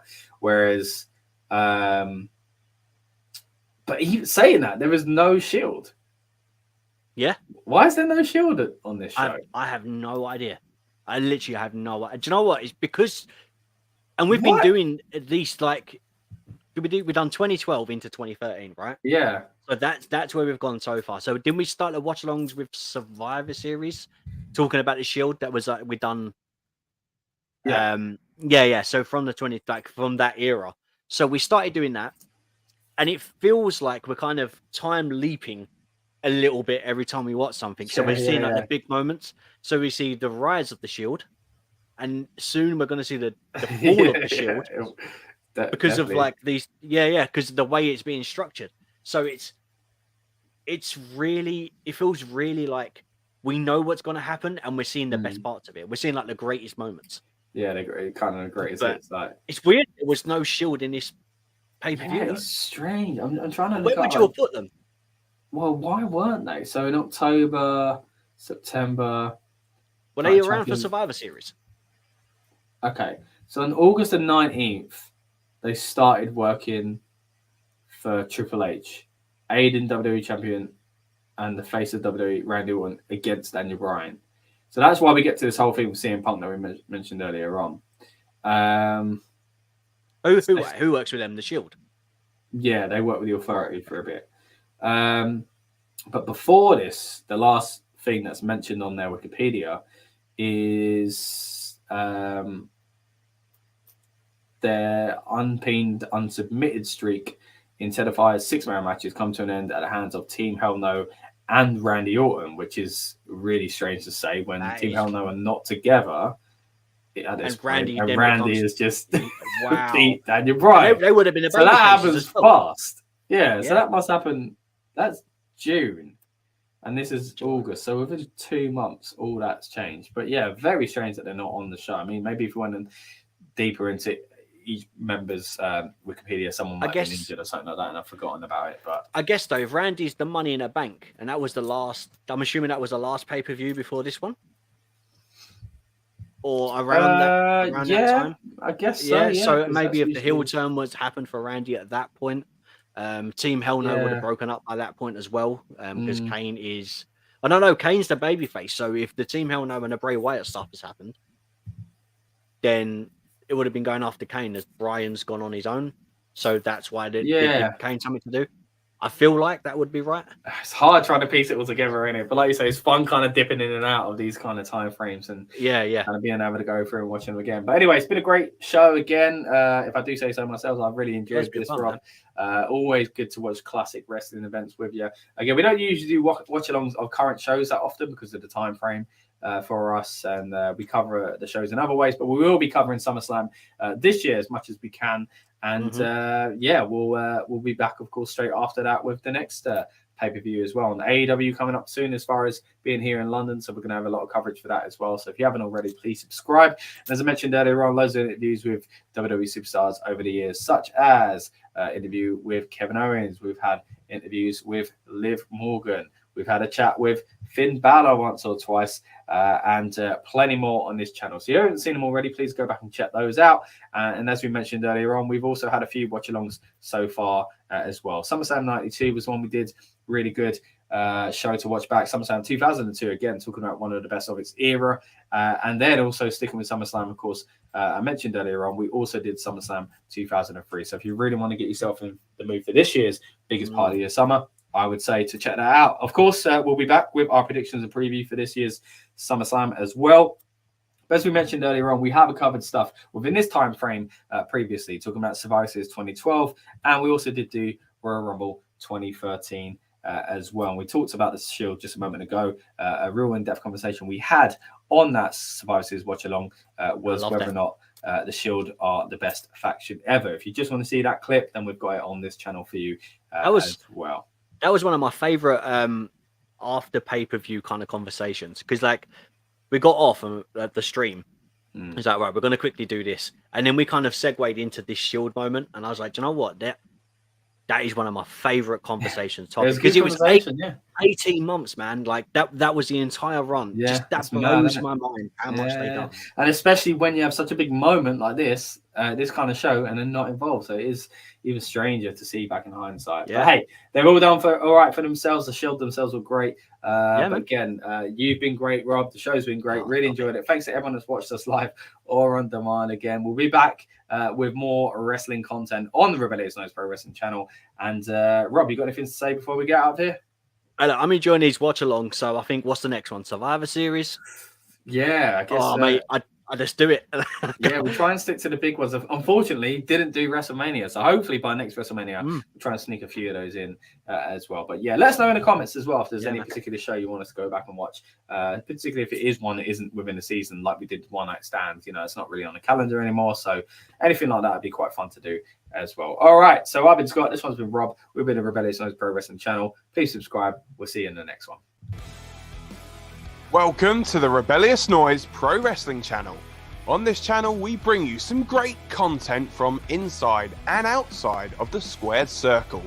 We will go through and offer some in-depth analysis of the biggest events of the year, as well as bringing you exclusive interviews with some of the industry's biggest names. There will also be live show reviews, in-depth features, and podcasts. So make sure you give that subscribe button a slam so you don't miss any of the action.